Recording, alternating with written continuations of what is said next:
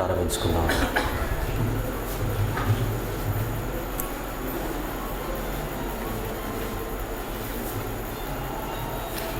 మమ్మల్ని మిక్కిలిగా ప్రేమించే మా ప్రేమైన పరలోకపు తండ్రి, మీ ప్రేమతో మమ్మల్ని అందరినీ ఇక్కడికి చేర్చి మీ మాటలు వినువారు మాత్రముగా మేము కాక ప్రతి మాటను ఆలోచించే మంచి మనసు కలిగిన వారుగా వినుటకు మా అందరికీ మంచి మనస్సును అనుగ్రహించమని మీరు ఇచ్చినటువంటి మంచి సమయాన్ని కొరకు మా మనఃపూర్వకమైనటువంటి కృతజ్ఞతలు చెల్లిస్తూ మీ సహాయాన్ని కోరుతూ ఈ ప్రార్థన యేసు స్వామి వారి మహాపరిశుద్ధమైన నామములో ఈ ప్రార్థన అడుగుచున్నాను తండ్రి, ఆమేన్. ప్రియమైన దేవుని వారలారా, ఈరోజు ఒక అద్భుతమైనటువంటి విషయాన్ని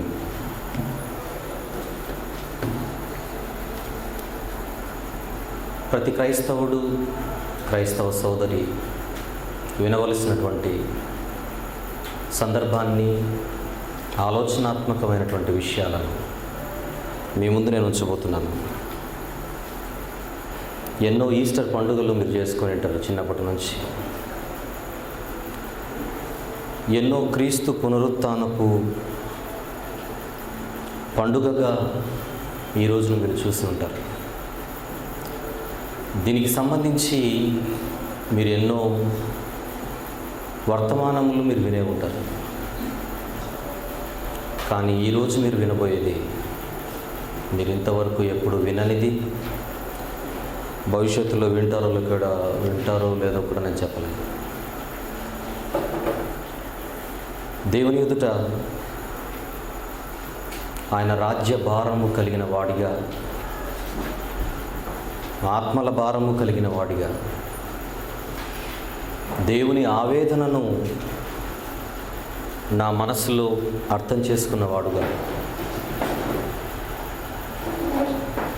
ఆయన కన్నీటిలో ఈ మాటల ద్వారా కనీసం ఒక బొట్టునైనా తుడవగలిగే అవకాశము నాకు ఇచ్చాడు దేవుడు అన్నట్టుగా ఈ మాటలు నేను మీ ముందు ఉంచుతున్నాను.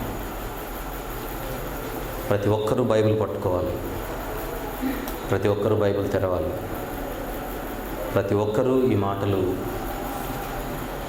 ఊపిరున్నంత వరకు మీ హృదయాలలో భద్రపరచుకోవాలి.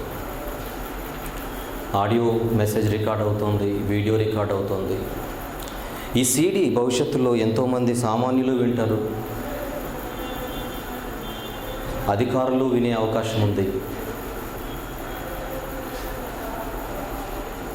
ప్రపంచంలో విజ్ఞానులుగా పిలువబడే వారు వినొచ్చు. ప్రత్యేకించి దేవుని సేవలో ఉన్న గౌరవనీయులు, దేవుని సేవకులు ఎంతోమంది వీళ్ళు వినొచ్చు, వినాలి. సేవకులను కూడా భవిష్యత్తులో ఈ సీడీ ఎవరైతే వినబోతున్నారో వారు నేను కోరినది ఏమిటనగా, ఈగోయిస్టిక్ ఫీలింగ్స్ లేకుండా మాకు అన్నీ వచ్చు,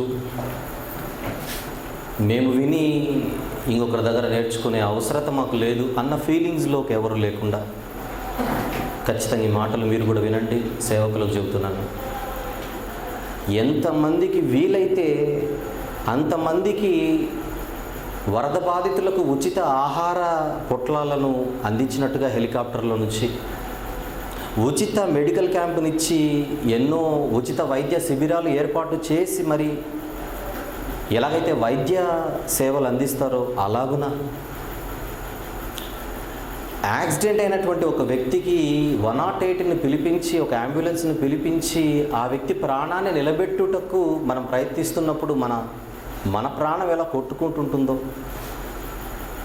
అలాగున మీరు భావించి ఈ మాటలు మీ ద్వారా అనేక మందికి అందాలని, ఈ మాటలు మీ అందరి దృష్టికి ఇక్కడ కూర్చున్న వారి యొద్దకు మాత్రమే కాక భవిష్యత్తులో ఈ రికార్డెడ్ వర్షన్ని ఈ సమాజానికి అందించాలని నేను ఇష్టపడుతున్నాను. ఆలోచిద్దాం. క్రీస్తు పునరుత్థానం, ఇంగ్లీష్లో దీనిని ఈస్టర్ ఫెస్టివల్గా చేసుకుంటారు. ఈస్టర్ సండేగా పిలుస్తారు. ఈస్టర్ సండేకున్న ప్రత్యేకత ఏంటంటే, ప్రపంచంలో ఉన్న వాళ్ళందరూ ఈస్టర్ సండేని గమనించి దీనికి ఒక డెఫినేషన్ ఇచ్చారు. ఏంటంటే, the most well attended Sunday service in the year అని అన్నారు దీన్ని. The most well attended Sunday service.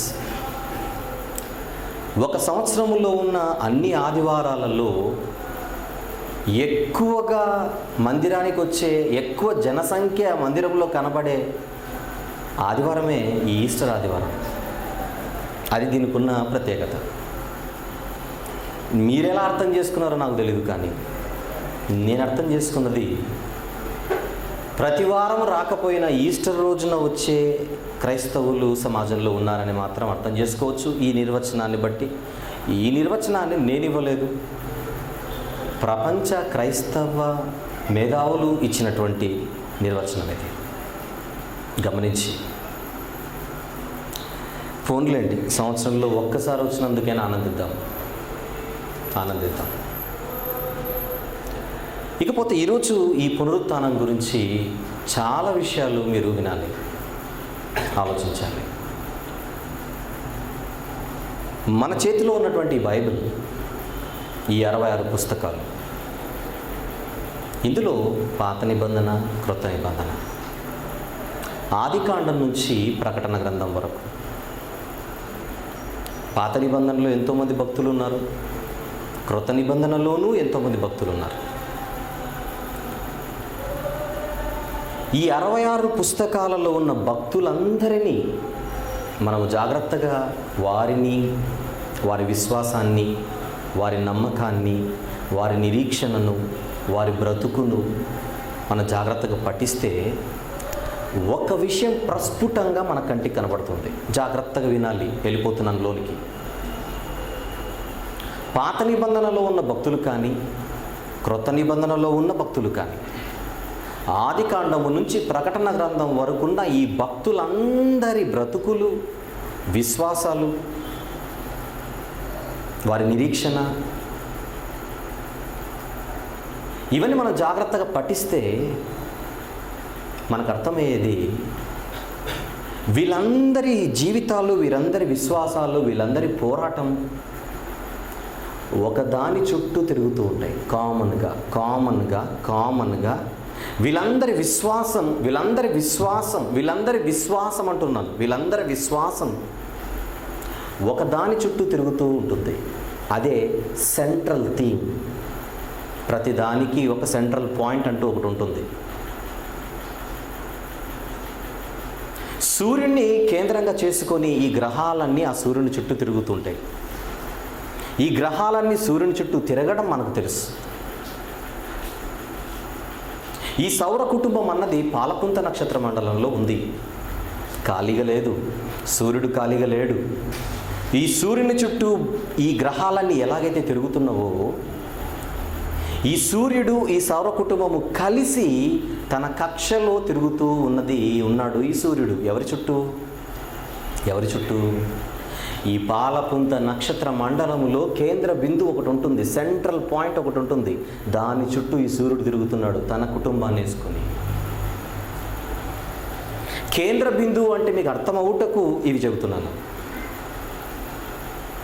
గ్రహాలని సూర్యుని చుట్టూ తిరిగినట్టుగా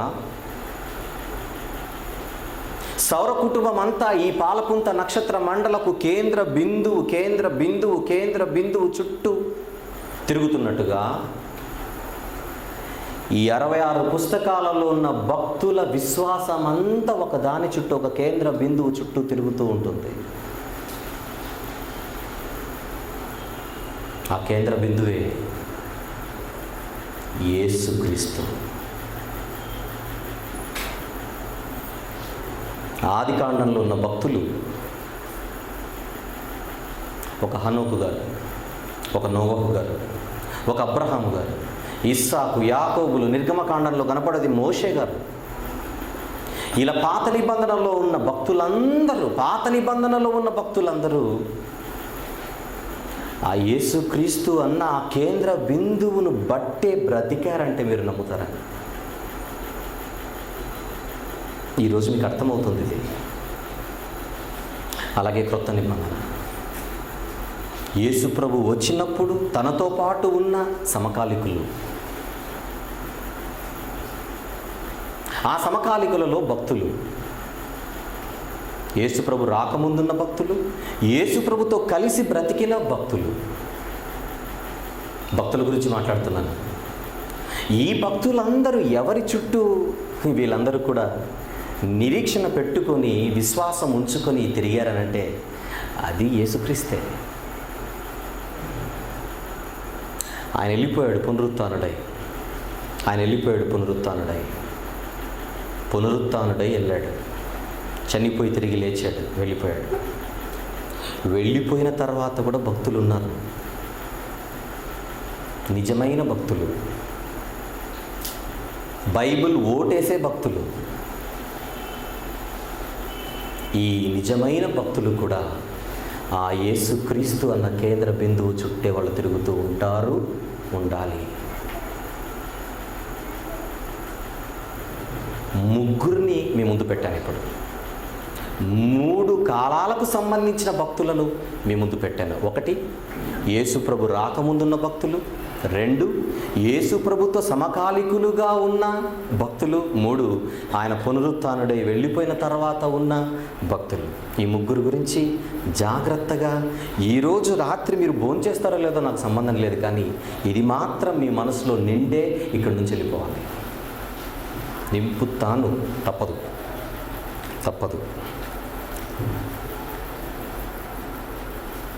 వాక్య పఠనం చదివించాను. కొరింథీ మొదటి పత్రిక తీయండి ప్లీజ్. కొరింథీ మొదటి పత్రిక 15వ అధ్యాయం. 15వ అధ్యాయం ఈ మొదటి వచనము నుంచి 4 వచనాలు మీకు సుపరిచితమైన వచనాలు. మొదటి వచనం, మరియు సహోదరులారా, నేను మీకు ప్రకటించాను అది సువార్త. నేను మీకు ప్రకటించాను అది సువార్త. ఏంట సువార్త? 3వ వచనం, నాకియ్యబడిన ఉపదేశమును మొదట మీకు అప్పగించి తిని. ఏంటది? అదేమనగా లేఖనముల ప్రకారము. లేఖనముల ప్రకారము. ఏ లేఖనాల ప్రకారము చెప్పండి? లేఖనముల ప్రకారము. ఏ లేఖనముల ప్రకారము? పాత నిబంధనలో ఉన్న లేఖనముల ప్రకారం. పాత నిబంధనలో ఉన్న లేఖనముల ప్రకారము క్రీస్తు మన పాపముల నిమిత్తము మృతి పొందెను, సమాధి చేయబడెను. మళ్ళీ అదే మాట అంటున్నాడు. లేఖనముల ప్రకారము 3వ దినమున లేపబడెను. యేసు ప్రభు మరణించాడు, అది లేఖనాలలో చెప్పబడింది. లేఖనముల ప్రకారము క్రీస్తు మరణించెను, సమాధి చేయబడెను. లేఖనముల ప్రకారము ఆయన 3వ దినమున లేచాడు అని పౌలు గారు సువార్త బోధిస్తున్నాడు. అది మన వాక్య పఠనం.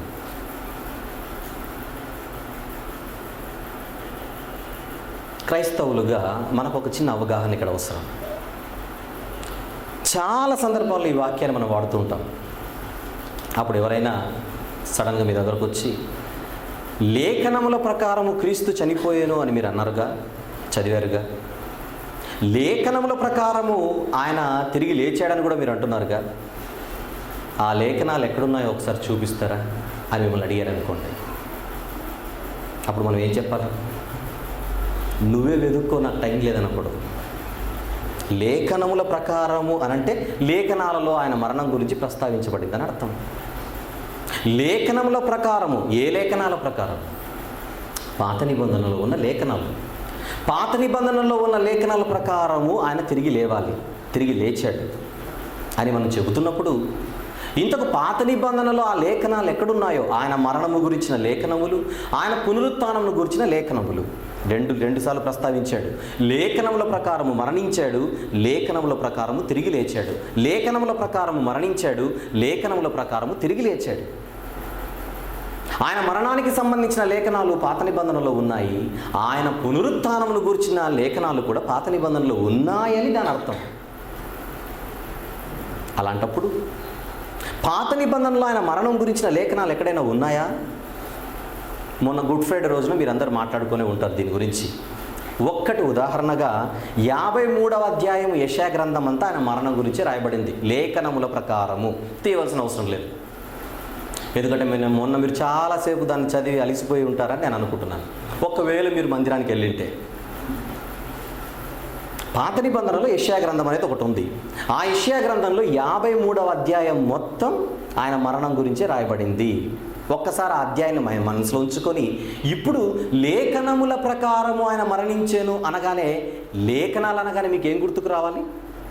పాత నిబంధనలో ఒక్కటి ఉదాహరణగా యెషయా గ్రంథం 53 ఆయన మరణం గురించి ప్రవచింపబడిన, ఆయన మరణం గురించి ప్రస్తావించబడిన లేఖనాలు పాత నిబంధనలో మనకు తెలుసు. పోతే పాత నిబంధనలో ఆయన పునరుత్థానము గురించి కూడా ఎక్కడైనా ప్రస్తావించబడిందా? ఇది కూడా మనకు తెలియాలి. పాత నిబంధనలో ఆయన పునరుత్థానం గురించి, ఎందుకంటే లేఖనముల ప్రకారం ఆయన తిరిగి లేచెను అని క్రైస్తవులుగా మనం మాట్లాడుతున్నప్పుడు ఒక బైబిల్ విరోధి, ఒక క్రైస్తవేతరుడు, ఒక క్రీస్తు వ్యతిరేకి వచ్చి మిమ్మల్ని నిలబెట్టి లేఖనముల ప్రకారము తిరిగి లేచెను అని మీరు అంటున్నప్పుడు లేఖనాలలో ఎక్కడుందో ఆయన పునరుత్థానం గురించి చెప్పండి అని అడిగితే జవాబు చెప్పుటకు మనం సిద్ధంగా ఉండాలి, చేతులెత్తేయకూడదు. గనుక ఈరోజు ఈ వాక్య భాగంలో ప్రారంభములోనే పాత నిబంధనలో యేసు ప్రభు గురించి ప్రస్తావించబడిన ప్రవచనాలు ఉన్న ఒక లేఖనం పాత నిబంధనలో ఉంది. మరి అది మీకు తెలియాలని నేను ఇష్టపడుతున్నాను, తెలియాలి కూడా. రేపు పొద్దున ఎవరైనా అడిగినప్పుడు మీరు కూడా చెప్పాలి. మరి ఎక్కడుంది పాత నిబంధనలో ఆయన పునరుత్థానం గురించి ప్రస్తావించబడిన లేఖన భాగం ఎక్కడుందో జాగ్రత్తగా మీరు నోట్ చేసుకోవాలి. ఇప్పుడు కీర్తనల గ్రంథం, ప్లీజ్. కీర్తనల గ్రంథము 16వ అధ్యాయం. కీర్తనల గ్రంథము 16వ అధ్యాయం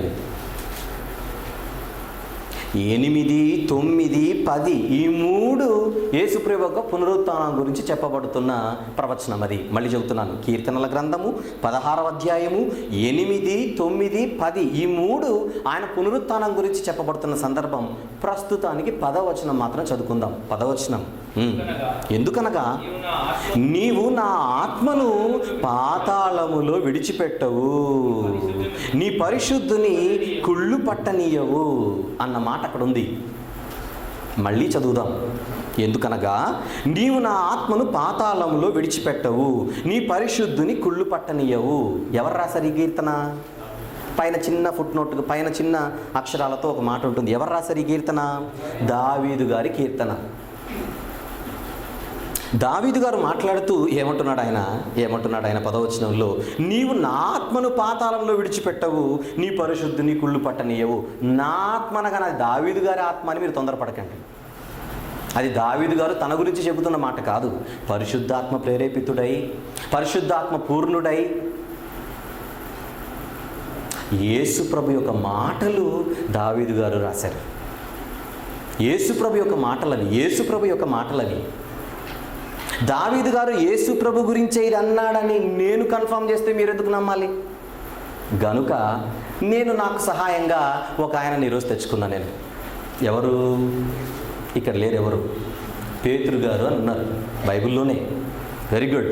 పేతురు గారు ఇప్పుడు 16వ కీర్తనలో మీరు చూసినటువంటి సందర్భాన్ని ఎత్తి ఒక సందర్భాన్ని మాట్లాడుతున్నాడు. అపోస్తలుల కార్యములు 2వ అధ్యాయంలో, అపోస్తలుల కార్యములు 2వ అధ్యాయం పెంతెకొస్తు పండుగ దినాన మరి పేతురు గారు ఏం మాట్లాడుతున్నాడో 24వ వచనం చూద్దాం. 24వ వచనము చూద్దాం. మరణము ఆయనను బంధించి ఉంచుట అసాధ్యము గనుక దేవుడు మరణ వేదనలు తొలగించి ఆయనను లేపెను, ఆయన గూర్చి అని అన్నాడు. ఎవరి గురించి? యేసు ప్రభు గురించి. ఆయన గురించి దావీదు ఇట్లా నేను ఇంతకీ మాటలను ఎవరు మాట్లాడుతున్నాడు? పెంతెకొస్తు పండుగ దినాన పేతురు గారు ఇశ్రాయేలీయులతో మాట్లాడుతూ క్రీస్తుని గురించి దావీదు ఇట్లా నేను అని చెప్పి ఇప్పుడు మీరు చూసిన కీర్తనల గ్రంథం 16వ అధ్యాయం 8, 9, 10 వచనాలలో ఉన్న వాక్య భాగాన్ని అక్కడ పెడుతున్నాడు. ఏంటది? నేను ఎల్లప్పుడూ నా ఎదుట ప్రభువును చూచుచుంటిని, ఆయన నా కుడి పార్శ్వన ఉన్నాడు గనుక నేను కదల్చబడను. కావున నా హృదయం ఉల్లసించెను, నాలుక ఆనందించెను, మరియు నా శరీరము కూడా నిరీక్షణ కలిగి నిలకడగా ఉండును అని చెప్పి 27వ వచనంలో ఏముందో చూడండి. 27వ వచనంలో ఏముంది? నీవు నా ఆత్మను పాతాళములో విడిచిపెట్టవు, నీ పరిశుద్ధిని కుళ్ళు పట్టనీయవు, నాకు జీవమార్గములు తెలిపితివి, నీ దర్శనం అనుగ్రహించి నన్ను ఉల్లాసముతో నింపేదవు అని దావీదు గారు ఎవరి గురించి ప్రవచించాడని పేతురు గారు కన్ఫర్మ్ చేస్తున్నాడు చెప్పండి. యేసు ప్రభు గురించి ఆయన ప్రవచించాడని పేతురు గారు, దావీదు గారు చెప్పిన మాట యేసు ప్రభు గురించి అని కన్ఫర్మ్ చేసేసాడు. అంటే పాత నిబంధనలో క్రీస్తు పునరుత్థానం గురించి రాయబడిందా రాయబడలేదా చెప్పండి. Very good. ఇప్పుడు 1 కొరింథీ 15వ అధ్యాయములో మనం చూసినట్టుగా లేఖనంలో ప్రకారము క్రీస్తు 3వ దినమున లేచెను, లేదా లేఖనంలో ప్రకారముగా క్రీస్తు మృతులలో నుండి లేచెను అన్న మాట చదవగానే లేఖనం ఎక్కడుంది అన్న సందేహం మీకు రావాలి.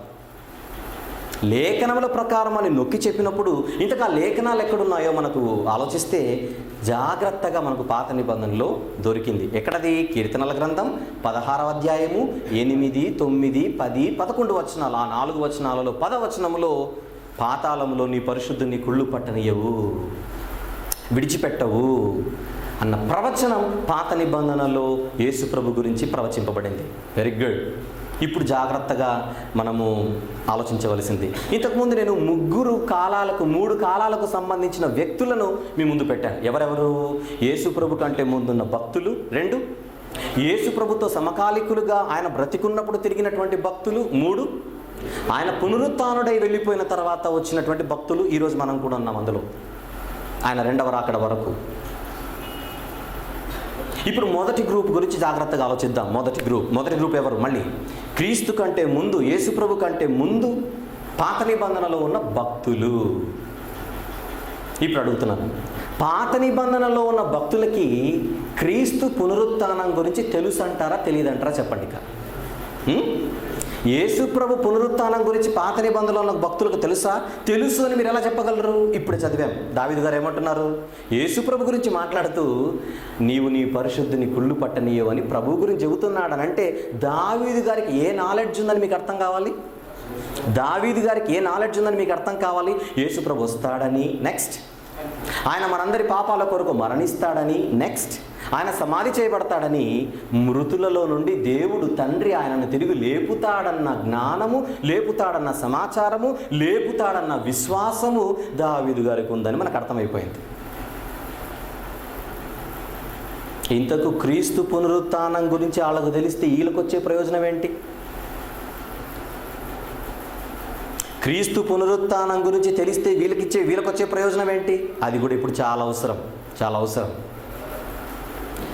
పాత నిబంధనలో ఉన్న భక్తులు క్రీస్తు పునరుత్థానం గురించి అవగాహన ఉంది అని తెలిసింది. ఉంటే వీళ్ళకేంటి లాభం? అక్కడ ఉందండి. మాయల్ ఫకీర్ గాడి ప్రాణం చిలకలో ఉందని చిన్నప్పుడు చదువుకున్నాం మనం. కానీ మనిషి భవిష్యత్ అన్నది ఇక్కడ ఉందండి. అది దొరకాలి ఈరోజు. ఎక్కడుంది? క్రీస్తు పునరుత్థానం యొక్క అవసరత మనకు అర్థమైతే ఇక మన భవిష్యత్ అనేది ఎలా ఉండాలో మనమే నిర్ణయించుకుంటాం. పాత నిబంధనలో ఉన్నటువంటి భక్తులందరికీ క్రీస్తు పునరుత్థానం గురించి అవగాహన ఉంది. పాయింట్ నెంబర్ 1 అర్థమైపోయింది. క్రీస్తు పునరుత్థానం గురించి తెలిస్తే వీళ్ళకి వచ్చేదేంటి? అసలు క్రీస్తు పునరుత్థానం వల్ల మనకు ఒరిగేదేంటి? ప్రతి ఈస్టర్కి మనం చెబుతాముగా. నాకు కూడా ఫోన్ కాల్స్ వచ్చాయి, ఈస్టర్ పండుగ శుభాకాంక్షలు. ఏమన్నా అప్పుడు ఫోన్లో ఇంత వాక్యం చెప్పలేనుగా. మీరు అన్న ముక్కనే నేను అన్నాను, సేమ్ టు యూ.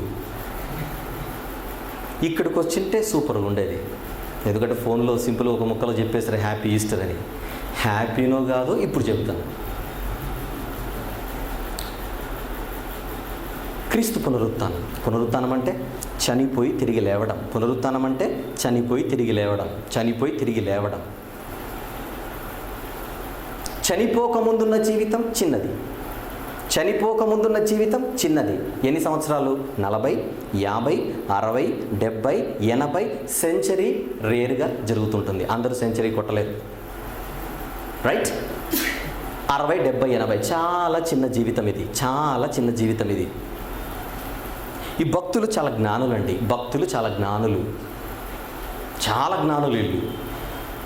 బా, అతను వ్యాపారం పెట్టాడండి, తెలివైనోడు రాణిస్తాడు అని అంటుంటాం అప్పుడప్పుడు కొంతమంది గురించి. కానీ భక్తులు చాలా జ్ఞానులు. దేవుడు అన్నాడు వీళ్ళతో, చనిపోయిన తర్వాత మీకు నేను బ్రతికిస్తాను. పాత నిబంధనలో ఉన్న భక్తులకు చనిపోయిన తర్వాత మీకు ఒక జీవితం ఉంటుంది అనగానే మనిషి నైజం అంత త్వరగా నమ్మడు. చనిపోయిన తర్వాత జీవితం ఇస్తానంటే ఎవరైనా నమ్ముతారేంటి? చావకు ముందు ఏమని ఇస్తామంటే నమ్మే అవకాశాలు ఎక్కువ ఉన్నాయి. మరి నువ్వు చచ్చిపోతే నీకు బతికిస్తానంటే, అంటే ఇప్పుడు నేను చచ్చిపోమంటావా అని అడుగుతాం మనం. పోయిపోయి చెప్పింది ఎవరు? ఇది దేవుడు చెప్పాడు. ఏమని? నువ్వు చచ్చిపోయిన తర్వాత నేను జీవితం ఇస్తానని. నమ్మేట్టుగా ఉందండి. ప్రాక్టికల్గా ఆలోచించండి. ప్రాక్టికల్గా చచ్చిపోయిన తర్వాత జీవితం ఇస్తానంటే ఎవరు నమ్ముతాడు చెప్పండి? దట్టు దేవుని మాట. ఏ దేవుడు? కనిపించని దేవుడు. దేవునికి ఉన్న లక్షణం ఏంటి? అదృశ్యుడు. కనిపించని దేవుడు మనిషితో నువ్వు చచ్చిపోతే జీవితం ఇస్తానంటే ఎవడు నమ్ముతాడు చెప్పండి? అంత ఈజీగా నమ్ముతారేంటి? బతికుండగా నీకు రోగాలు తీస్తానంటే శభాష్ ఓటేస్తాం. బతికుండగా నీకు ఉద్యోగాలు ఇస్తాడంటే దేవుడు, దానికి ఓటేస్తాం. బతికుండగా నీకు పరీక్షల్లో పాస్ చేస్తారంటే దానికి ఓటేస్తాం. బతికుండగా కోర్టు సమస్యలు తీరుస్తానంటే దానికి ఓటేస్తాం. బతికుండగా పెళ్లి చేస్తానంటే దానికి ఓటేస్తాం. బతికుండగా విడాకులు ఇస్తామన్న ఓటేస్తాం. ఏదున్నా బ్రతికున్నప్పుడే మనకు ప్రాఫిట్ జరగాలి. బ్రతికున్నప్పుడు జరిగే లాభాలకే మనం ఓటేస్తాం తప్పితే చచ్చిపోయిన తర్వాత ఏదో లాభం ఉందనంటే బతుకున్నాడు ఎవడు అంత త్వరగా నమ్మడు. చాలా కష్టం అది, చాలా కష్టం అది. అది ఈ ప్రామిస్ ఎవరు చేశారు? ఈ వాగ్దానం ఎవరు చేశారు? చనిపోయిన తర్వాత బ్రతికిస్తానన్నది ఎవరు? ఏ దేవుడు? ఏ దేవుడు? కనిపించని దేవుడు. కనిపించని మన ఇంటి పక్కింటోడు ఎవరని చెప్పింటే కనీసం ఇది పక్కనే ఉంటాడు, ఇవ్వకపోతే పట్టుకుందాం అనేట్టు బాగానే ఉండేది. కనిపించని దేవుడు వాగ్దానం చేస్తే మనం ఎక్కడ నమ్మాలి? చాలా కష్టం. ప్రాక్టికల్గా ఆలోచించాలి ఇవన్నీ. కానీ మనిషి ఏంటంటే మోసం చేసే మనిషినే నమ్ముతాడు కానీ నమ్మకమైన సృష్టికర్తను ఎప్పుడు నమ్మడు. ఇది మనిషికి ఉండే గొప్పతనం. ఎందుకంటే మనిషిని నమ్ముతాడు. ఒక బెస్ట్ ఎగ్జాంపుల్ చెబుతాను. మన సమాజంలో కొన్ని ఇన్సూరెన్స్ కంపెనీస్ ఉన్నాయి. లైఫ్ ఇన్సూరెన్స్ కంపెనీస్ అంటారు వాటిని. వాళ్ళు ఏమంటారంటే మన ఇంటికి వచ్చి మా దగ్గర ఒక పాలసీ ఉందండి. అబ్బాబాబా ఏం పాలసీ అని మనం అడుగుతాం. నువ్వు చచ్చిపోయిన తర్వాత మీ ఇంటోళ్ళకి డబ్బులు వస్తాయి, కడతావా? నిజంగా వస్తాయా? అరే నిజంగా వచ్చాయి, చాలామందికి వచ్చాయి. అట్లయితే మీ పాలసీకి నా ఓటు. ఎన్ని పాలసీలు ఉన్నాయి? జీవనానందం ఉంది. కొన్ని చెప్పండి అన్న. సురక్ష చూసారు ఎంత మంచి పేర్లు పెట్టారో. జీవన బీమా. ఈ ప్రమాణాలన్నీ ఎవరు చేశారు చెప్పండి? మనిషి చేశాడు. ఏమని చేశాడు? నువ్వు చచ్చిపోతే మీ ఇంటోళ్ళకి మేము డబ్బులు ఇస్తాం. నువ్వు ఎవరి మీద పాలసీ కడితే వాళ్ళు చచ్చిపోతే వాళ్ళ ఇంటి వాళ్ళకి డబ్బులు వస్తాయి. భార్యకి రావచ్చు, భర్తకు రావచ్చు, తల్లికి రావచ్చు, తండ్రికి రావచ్చు, పిల్లలకు రావచ్చు. నువ్వు నీ పేరు మీద కట్టుకుంటే నువ్వు చచ్చిపోవాలి. తల్లి పేరు మీద కట్టుకుంటే తల్లి చావాలి. తండ్రి పేరు మీద కట్టుకుంటే తండ్రి చావాలి. పాలసీ ఎవరి పేరు మీద ఉంటే వాళ్ళకే చావు రావాలి అని మన ఇంటికి వస్తాడు. ఇంటికి వచ్చి మీ ఇంటికి వచ్చాను, మీ గడప తొక్కాను, మీరు ఎవరన్నా చచ్చిపోతే మేము డబ్బులు ఇస్తాం. మనం భలే దండేసాం, పాలసీ తీసుకున్నాం. మీలో కూడా చాలామంది కడుగుతున్నారని నాకు తెలుసు. చూసారా మీరు ఎవరికి ఓటేశారు? మనిషి చచ్చిపోయిన తర్వాత డబ్బులు ఇస్తానంటే మనిషిని నమ్మావు. చచ్చిపోయిన తర్వాత డబ్బులు ఇస్తానన్నాడా దేవుడు? బ్రతుకుని ఇస్తానన్నాడా చెప్పండి? బ్రతుకే ఇస్తానన్నాడు. చచ్చిపోయిన తర్వాత డబ్బులు ఇస్తానన్న ఒక మోసగాడి మాటలు అయితే మనం చాలా ఈజీగా నమ్మాం. నమ్మకానికి మారు పేరైన దేవుడు నువ్వు చచ్చిపోయిన తర్వాత మీ ఇంట్లో డబ్బులు ఇస్తాను అనలేదు. నీకే డబ్బులా బ్రతుక బ్రతుకే ఇస్తానన్నాడు. కానీ ఆ దేవుణ్ణి మాత్రం మనిషి ఎప్పుడు నమ్మడు. చచ్చేంత వరకు. చచ్చిన తర్వాత నమ్ముతాడు, నమ్మిన ప్రయోజనం ఉండదు. చూసారా దేశం ఎంత క్లిష్ట పరిస్థితుల్లో ఉంది ఇప్పుడు మీకు. Very good, very good. ఇప్పుడు పాత నిబంధనలో భక్తుల గురించి మాట్లాడుతున్నాం. వీళ్ళకు కూడా అవగాహన ఉంది, వీళ్ళకు కూడా అవగాహన ఉంది. దేవుని గురించి అవగాహన ఉందనగానే వీళ్ళకి ఏం తెలుసు అంటే ఆయన దగ్గరికి వస్తే చచ్చిపోయిన తర్వాత బ్రతికిస్తాడు. కొంతమంది ఈజీగా నమ్మారు, చాలామంది నమ్మలేదు. కొంతమంది ఈజీగా నమ్మారు, చాలామంది నమ్మలేదు.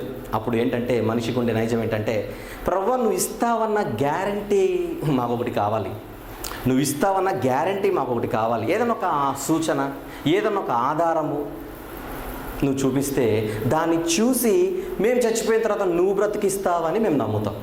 ఇది మనిషి యొక్క ఆలోచన. పాయింట్ అర్థం చేసుకోవాలి అందరూ. మేము చచ్చిపోయిన తర్వాత నువ్వు బ్రతికిస్తానని నువ్వు ప్రమాణం చేస్తున్నావు, బాగానే ఉంది. కానీ అది జరుగుతుందనంటే మాకు ఒక సూచన కావాలి. అడక్కున్న మనిషి మనసు అది. చాలా సందర్భాల్లో పాత నిబంధనల్లో దేవుడు మీరు అది చేయండి అని అంటే మాకు ఏదైనా సూచన చూపిస్తావా అని అడిగిన సందర్భాలు పాత నిబంధనల్లో చాలా ఉన్నాయి. భక్తులే నువ్వు సూచన చూపిస్తే ఆ సూచన చూసి నువ్వు చెప్పింది నెరవేరుతుందని మేము నమ్ముతాం. ఇది భక్తులు పాత నిబంధనలు చాలా సందర్భాల్లో అన్న మాటలు. ఇది ఎరిగిన దేవుడు ఈ భక్తులందరికీ ఒక ఇన్ఫర్మేషన్ ఇచ్చాడు. ఏమనంటే చనిపోయిన తర్వాత మీకు బ్రతుకిస్తాను అనుటకు భవిష్యత్తులో నా కుమారుణ్ణి ఈ లోకానికి పంపుతాను. నమ్ముతారా? నువ్వు చెబుతున్న ఒకరు నమ్ముతాను. మీ అందరి పాపాల కొరకు ఆయన మరణిస్తాడు. నమ్ముతారా? నమ్ముతాం. ఆ మరణించిన ఆయనను నేను తిరిగి లేపుతాను. ఆ పునరుత్థానమే మీకు ఆధారము. నమ్ముతారా అని అడిగాడు.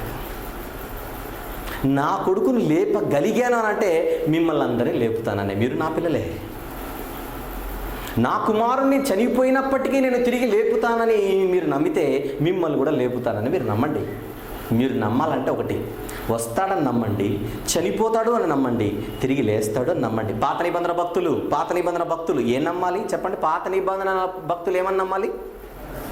వస్తాడని నమ్మాలి, మరణిస్తాడని నమ్మాలి, తిరిగి లేస్తాడని నమ్మాలి. తిరిగి లేవడాన్ని మన భాషలో పునరుత్థానము అంటే, పాత నిబంధనలో ఉన్న భక్తులు ఏం నమ్మాలో చెప్పండి? క్రీస్తు పునరుత్థానాన్ని నమ్మి మాకు పునరుత్థానం ఉంటుంది అని నమ్మాలి. అది విశ్వాసం. మళ్ళీ క్రీస్తు పునరుత్థానం ఏంటి? మన పునరుత్థానం ఉంది అని మనం నమ్ముటకు ఒక ఆధారము. రెఫరెన్స్ చూద్దాం.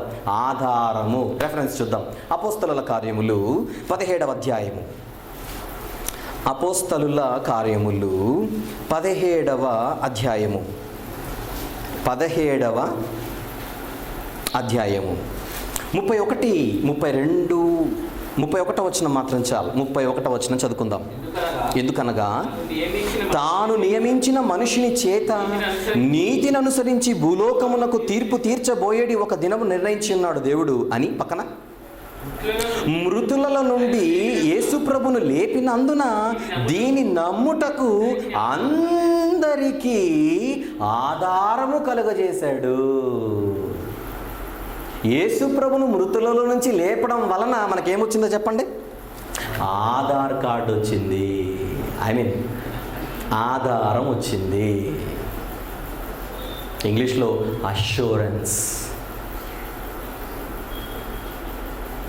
మీకు భవిష్యత్తు ఉందయ్యా, మీరు బాధపడకండి. చచ్చిపోయిన తర్వాత మీకు భవిష్యత్తు ఉంది, బాధపడకండి. దానిని బీమా అని అంటారు. బీమాని ఇంగ్లీష్లో ఏమంటారు? ఇన్సూరెన్స్. ఇన్సూరెన్స్ అనేది దేవుని వాగ్దానం. అప్పుడు మనిషి అడిగాడు, అష్యూరెన్స్ ప్లీజ్ అని అన్నాడు. దేవుడు ఏమి ఇస్తానన్నాడు? Insurance, life insurance. మనిషి ఏమడుగుతాడు? అష్యూరెన్స్. అప్పుడు దేవుడు యేసుప్రభుని లేపి అష్యూరెన్స్. నమ్మురా, నమ్ము. పాత నిబంధనలో భక్తులు ఏం నమ్మాలి? ప్రభు వస్తాడని నమ్మాలి. నెక్స్ట్ మరణిస్తాడని నమ్మాలి. నెక్స్ట్ తిరిగి లేస్తాడని, పునరుత్థానాన్ని నమ్మాలి. నెక్స్ట్ ఆయన లేచాడు గనక మమ్మును లేపుతాడు అని వాళ్ళ పునరుత్థానం గురించి కూడా నమ్మాలి. అదే విశ్వాసము. ఇది పాత నిబంధనలో భక్తులకి అవగాహన ఉంది అనడానికి ఒక్క రెఫరెన్స్ చూపించాను ఇంతవరకు. ఎవరైనా దావీదు గారికి ఏ అవగాహన ఉందని మనకు అర్థమైపోయింది. చనిపోయిన యేసు ప్రభును తండ్రి లేపుతాడు అన్న నాలెడ్జ్ దావీదు గారికి ఉంది. ఆ కీర్తన చదివిన అందరికీ ఇక ఉంటుందని మీకు అర్థం కావాలి. ఇక దావీదు గారు రాసిన ఆ కీర్తన మనం మాత్రమే చదివామా? మనకంటే ముందు ఎంతోమంది చదివేశారు. ఇప్పటికే చెప్పండి, యేసు ప్రభు రాకముందు ఎంతోమంది ఆ కీర్తన చదివారు. వీళ్ళందరికీ ఏ నాలెడ్జ్ ఉందో చెప్పండి. ఇక ఆయన పునరుత్థానం గురించి అవగాహన ఉంది. ఒక దావీదు గారి గురించి ఎందుకు మాట్లాడదాం? పునరుత్థానము గురించిన అవగాహన ఒక దావీదు గారికి మాత్రమే ఉంది అనుకోవడం పొరపాటు. మొట్టమొదటి ఎవరిని తీసుకుందాం? హనోకు గారిని తీసుకుందాం. మనం సీరియల్ వైజ్ వద్దాం. ఇప్పుడు సీరియల్ వైజ్ వస్తే సీనియర్ అందరికంటే హనోకు గారు భక్తులలో, రైట్? హనోకు గారికి భవిష్యత్తులో మరి చనిపోయిన వారు తిరిగి వస్తారు, తిరిగి లేస్తారన్న అవగాహన ఆయనకు ఉందో లేదో ఒకసారి హనోకు గారిని అడుగుదాం. అందరు కలిసి అడగాలి. ఈరోజు పునరుత్థానం అంటే పండగ చేసుకోవడం కాదుగా, సీనియర్లను అడగాలి, సీనియర్లను కన్సల్ట్ అవ్వాలి. ఇప్పుడు మనకు ద మోస్ట్ సీనియర్ ఎవరు కనపడుతున్నారు బైబిల్లో? హనోకు గారు. ఆయన్ని అడిగితే ఆయన గురించిన అవగాహన, ఆయన గురించిన సమాచారం మన బైబిల్లో ఎక్కడుంది? చెప్పండి, ఎక్కడుంది? యూదా పత్రికలో ఉంది. మీరు ఆదికాండకి వెళ్ళిపోయారు కదా, నాకు తెలుసు. యూదా పత్రికకి రండి. యూదా పత్రిక ఎన్ని అధ్యాయాలు ఉంటాయి ఇందులో? వెరీ గుడ్, 1 అధ్యాయం ఉంటుంది. అందులో 14-15 వచనాలు కలిసి ఉంటాయి. దాన్ని చూద్దాం జాగ్రత్తగా. యూదా పత్రిక 1 అధ్యాయం ఉంటుంది, 14-15 వచనములు. నేను చదువుతున్నాను, పెద్ద సెంటెన్స్ కదా, నేను చదువుతాను. ఆదాము మొదలుకొని 7వ వాడైన హనోకు కూడా వీరిని గూర్చి ప్రవచించి ఇట్లా అన్నాడు. భక్తిహీనుల భవిష్యత్ చెప్పాడు. భక్తిహీనుల భవిష్యత్. యూదా పత్రిక అనగానే మీకు భక్తిహీనులు గుర్తుకు రావాలి. వారిని గురించి ప్రవచించి ఇలాగన్నాడు. ఏమని? ఇదిగో అందరికి నీ తీర్పు తీర్చుటకును వారిలో భక్తిహీనులందరూ భక్తిహీనముగా చేసిన వారి భక్తిహీన క్రియలన్నిటిని గూర్చి, భక్తిహీనులైన పాపులు తనకు విరోధముగా చెప్పిన కఠినమైన మాటలన్నిటిని గూర్చి వారిని ఒప్పించుటకు ప్రభువు తన వేవేల పరిశుద్ధుల పరివారముతో వచ్చేను అని దర్శనంలో చూశాడు. ఆయన ప్రభు 2వ రాకడను దర్శనంలో చూశాడు. ఎవరు? హనోకు గారు. వచ్చి ఏం చేస్తాడట? ఈ మృతులందరికీ తీర్పు తీరుస్తాడని భవిష్యత్తు చెప్పి అప్పట్లోనే ప్రవచించాడు హనోకు గారు. యేసు ప్రభువు 2వ రాకడ గురించే ప్రవచించాడంటే మొదటి రాకడ గురించి హనోకు గారికి తెలుసు అంటారా, తెలియదు అంటారా? చెప్పండి. కంప్లీట్ ఇన్ఫర్మేషన్ ఆయన దగ్గర ఉంది. అందుకే హనోకు గారు దేవునితో నడిచి వెళ్ళిపోయాడట. దేవునితో నడుస్తూ అంటే సేవలో ఉన్నాడని అర్థం. హనోకు గారు సేవలో ఎందుకున్నాడు? ఆయనకు ఒక విశ్వాసం ఉంది. ఏంటి ఆ విశ్వాసం? అబ్బో జనాలే లేరు, చాలా తక్కువ సంఖ్య. ఆ రోజుల్లో హనోకు గారు ఉన్న కాలంలో జనులు చాలా తక్కువ మంది. దేశమంతా వీళ్ళదే, ప్రపంచమంతా వీళ్ళదే, భూభాగం అంతా వీళ్ళదే. అప్పుడు భూ వివాదాలు అవసరం లేదు. ఈ ల్యాండ్ నాది, ఆ ల్యాండ్ నీది, రియల్ ఎస్టేట్ వ్యాపారం అంతకంటే అవసరం లేదు. దున్నేవాడిదే పొలం కాదు, చూసినోడిదంతా పొలమే. ఆ రోజుల్లో అంత విశాలమైన భూమి ఉండగా హనోకు గారు దేవునితో ఎందుకు వెళ్ళిపోయాడు? ఇదెందుకు బాస్, నాకు ఇది అవసరం లేదు. ఆయన సమకాలీకులు చాలామంది, ఎప్పుడు దేవుడు అంటావంటే పిచ్చోళ్ళారా, నువ్వు ఇదే చూస్తున్నావు, నేను భవిష్యత్తు చూస్తున్నాను. ఏంటా భవిష్యత్? పునరుత్థానం. పునరుత్థానం? నేను చచ్చిపోతే ప్రభు వచ్చి నన్ను లేపుతాడు, భక్తిహీనులకు ప్రతిదండన చేస్తాడు, భక్తులను తీసుకొని వెళ్ళిపోతాడు. అనగా హనోకు గారు నమ్మాడు పునరుత్థానాన్ని. భక్తిహీనులకు తీర్పు తీరుస్తారంటే భక్తిహీనులకు కూడా చనిపోయిన తర్వాత తిరిగి లేస్తారని హనోకు గారికి నాలెడ్జ్ ఉందంటే, భక్తిహీనులకే ఆ భవిష్యత్తు ఉన్నప్పుడు భక్తులకు మరొక భవిష్యత్తు ఉందన్న ఇన్ఫర్మేషన్ హనోకు గారికి ఉంది. గనుకనే భక్తి గల వాడుగా విశ్వాసమును బట్టి హనోకు మృతి పొందారని హెబ్రీ పత్రికలో ఉంటుంది. విశ్వాసమును బట్టి హనోకు మృతి పొందాడనంటే హనోకు గారికి కూడా ఏముందని అర్థం? విశ్వాసం ఉంది. ఏంటా విశ్వాసం? చెప్పండి. యేసు ప్రభు వస్తాడని, నెక్స్ట్ ఆయన మరణిస్తాడని, నెక్స్ట్ ఆయన చనిపోయి తిరిగి లేస్తాడని, తిరిగి వస్తాడని, వచ్చి నన్ను కూడా తీసుకొని వెళ్ళిపోతాడన్న విశ్వాసం హనోకు గారికి ఉండి ఈ లోకాన్ని వదిలి వెళ్ళిపోయాడు. పాత నిబంధనలు ఉన్న భక్తులకు క్రీస్తు పునరుత్థానము, నెక్స్ట్ వాళ్ళ పునరుత్థానంపై కూడా విశ్వాసం ఉంది. దేవుడు లేపుతాడు, మృతి చెందినప్పటికీ దేవుడు లేపుతాడన్న విశ్వాసం పాత నిబంధనలో ఉంది. ఆ కాలంలో ఎంతోమందికి చెప్పింటాడు ఈ మాటలు. ఏమని? చచ్చిపోయిన తర్వాత ఆయన బ్రతికిస్తాడు, చచ్చిపోయిన తర్వాత బ్రతికిస్తాడంటే ఎంతమంది నమ్మి ఉంటారో ఒకసారి ఆలోచించండి. ఆదికాండంలో హనోకు గారి గురించి మాత్రమే గొప్పగా చెప్పాడంటే మిగిలిన వాళ్ళ బ్రతుకులు అంత బాగలేవని అర్థం. హనోకు గారు వెళ్ళిపోయిన కొద్ది రోజులకు నోహ గారు వస్తారు, అప్పటికే జలప్రళయం రెడీ అయిపోయింది, పరిస్థితులు బాగలేవు. ఇక హనోకు గారి తర్వాత ప్రత్యేకించి పునరుత్థానం గురించి మనం మాట్లాడుకుంటున్నాం కనుక పాత నిబంధనలో భక్తులకి పునరుత్థానం గురించి అవగాహన ఉంది అన్నది మనం మాట్లాడుకుంటున్న సందర్భం. అందరికీ ఉంది. బైబిల్లో మనకు క్లియర్గా రెఫరెన్స్లతో సహా ఉండేటువంటి భక్తుల గురించి నేను మాట్లాడుతున్నాను. ఇప్పుడు హనోకు గారి తర్వాత మనకు కనబడే నోహు గారు, తర్వాత వచ్చినటువంటి మహాభక్తుడు అబ్రహాం గారు. అబ్రహాం గారికి కూడా ఒక విశ్వాసం ఉంది. ఏంటి అవిశ్వాసం?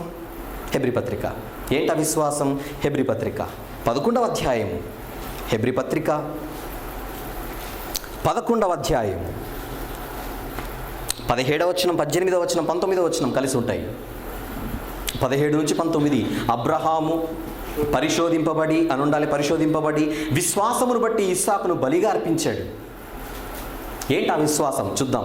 ఎవడు ఆ వాగ్దానములు సంతోషముతో అంగీకరించేనో ఇస్సాకు వలననైనది నీ సంతానం అనబడును అని ఎవనితో చెప్పబడెనో ఆ అబ్రహాముకున్న విశ్వాసం ఏంటంటే, చెబుతున్నాడు పక్కన. అబ్రహాముకున్న విశ్వాసం ఏంటి? మృతులను సహితము లేపుటకు దేవుడు శక్తిమంతుడని ఎంచిన వాడై తన కుమారుని అర్పించటకు రెడీ అయిపోయాడట. అబ్రహాం గారికి ఉన్న విశ్వాసం ఏంటో చెప్పండి? దేవుడు మృతులను కూడా లేపుతాడు. మృతులను కూడా దేవుడు లేపుతాడంటే మన భాషలో ఒక పదంలో చెప్పండి, పునరుత్థానం. అంటే అబ్రహాము గారు పునరుత్థానాన్ని నమ్ముతున్నాడా?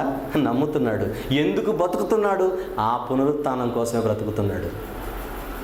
వాగ్దానము గల దేశములో బ్రతుకుతున్నాను, పునాదులు గల ఆ పట్టణము కొరకు అబ్రహాము ఎదురు చూచుచుండెను. అనగా నేను చచ్చిపోయిన తర్వాత అక్కడికి నన్ను తీసుకొని వెళ్తాడు తండ్రి. నేను చనిపోయిన తర్వాత తండ్రి నాకు ఆ స్థానాన్ని ఇస్తాడు, పరలోకం అనే ప్రదేశాన్ని ఇస్తాడు. చనిపోయినా నేను తిరిగి లేస్తాను. పునరుత్థానం ఆ భక్తుడికి ఉన్న విశ్వాసం.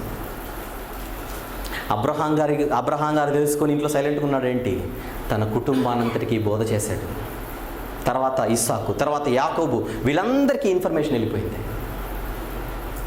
అబ్రహాం గారు ఇస్సాకు యాకోబులకు ఆస్తి ఇవ్వలేదు, కానీ ఆత్మజ్ఞానాన్ని ఇచ్చాడు. ఆ ఆత్మజ్ఞానమే పునరుత్థానం. చనిపోయినా నీకు భవిష్యత్తు ఉంది, చనిపోయినా నీకు మరొక బ్రతుకుంది, అదే పునరుత్థానం అని అబ్రహాం గారు తన పిల్లలకు బోధించాడు, నేర్పించాడు. ఎవరెవరిని చూసాం? హనోకు గారిని చూసాం, తర్వాత అబ్రహాం గారిని చూసాం, ఆల్రెడీ దావీదు గారిని చూసాం. ఇక తర్వాత కనపడే మనకు మహాభక్తుడు మోషే గారికి ఒక పెద్ద ఆఫర్ వచ్చిందండి. మనకు ఎవరికి ఇంత ఆఫర్ రాలేదు, ఎప్పుడు రాదు కూడా. ఏంటి? ఐగుప్తు సింహాసనం నీకే. కానీ దేనికి ఓటేశాడో హెబ్రీ పత్రికలోనే చదువుదాం. అదే 11వ అధ్యాయము. 24 నుంచి 26 వచనాలు కలిసి ఉంటాయి. చూద్దాం ప్రియులారా. మోషే పెద్దవాడైనప్పుడు విశ్వాసమును బట్టి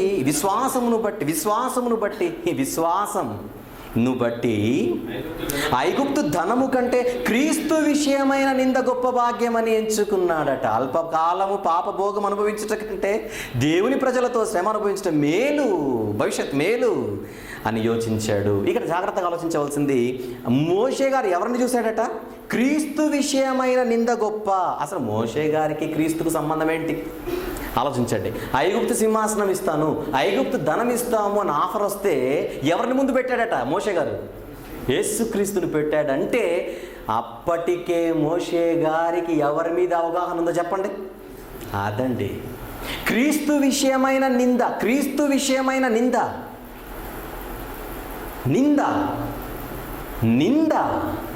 క్రీస్తు విషయమైన నింద.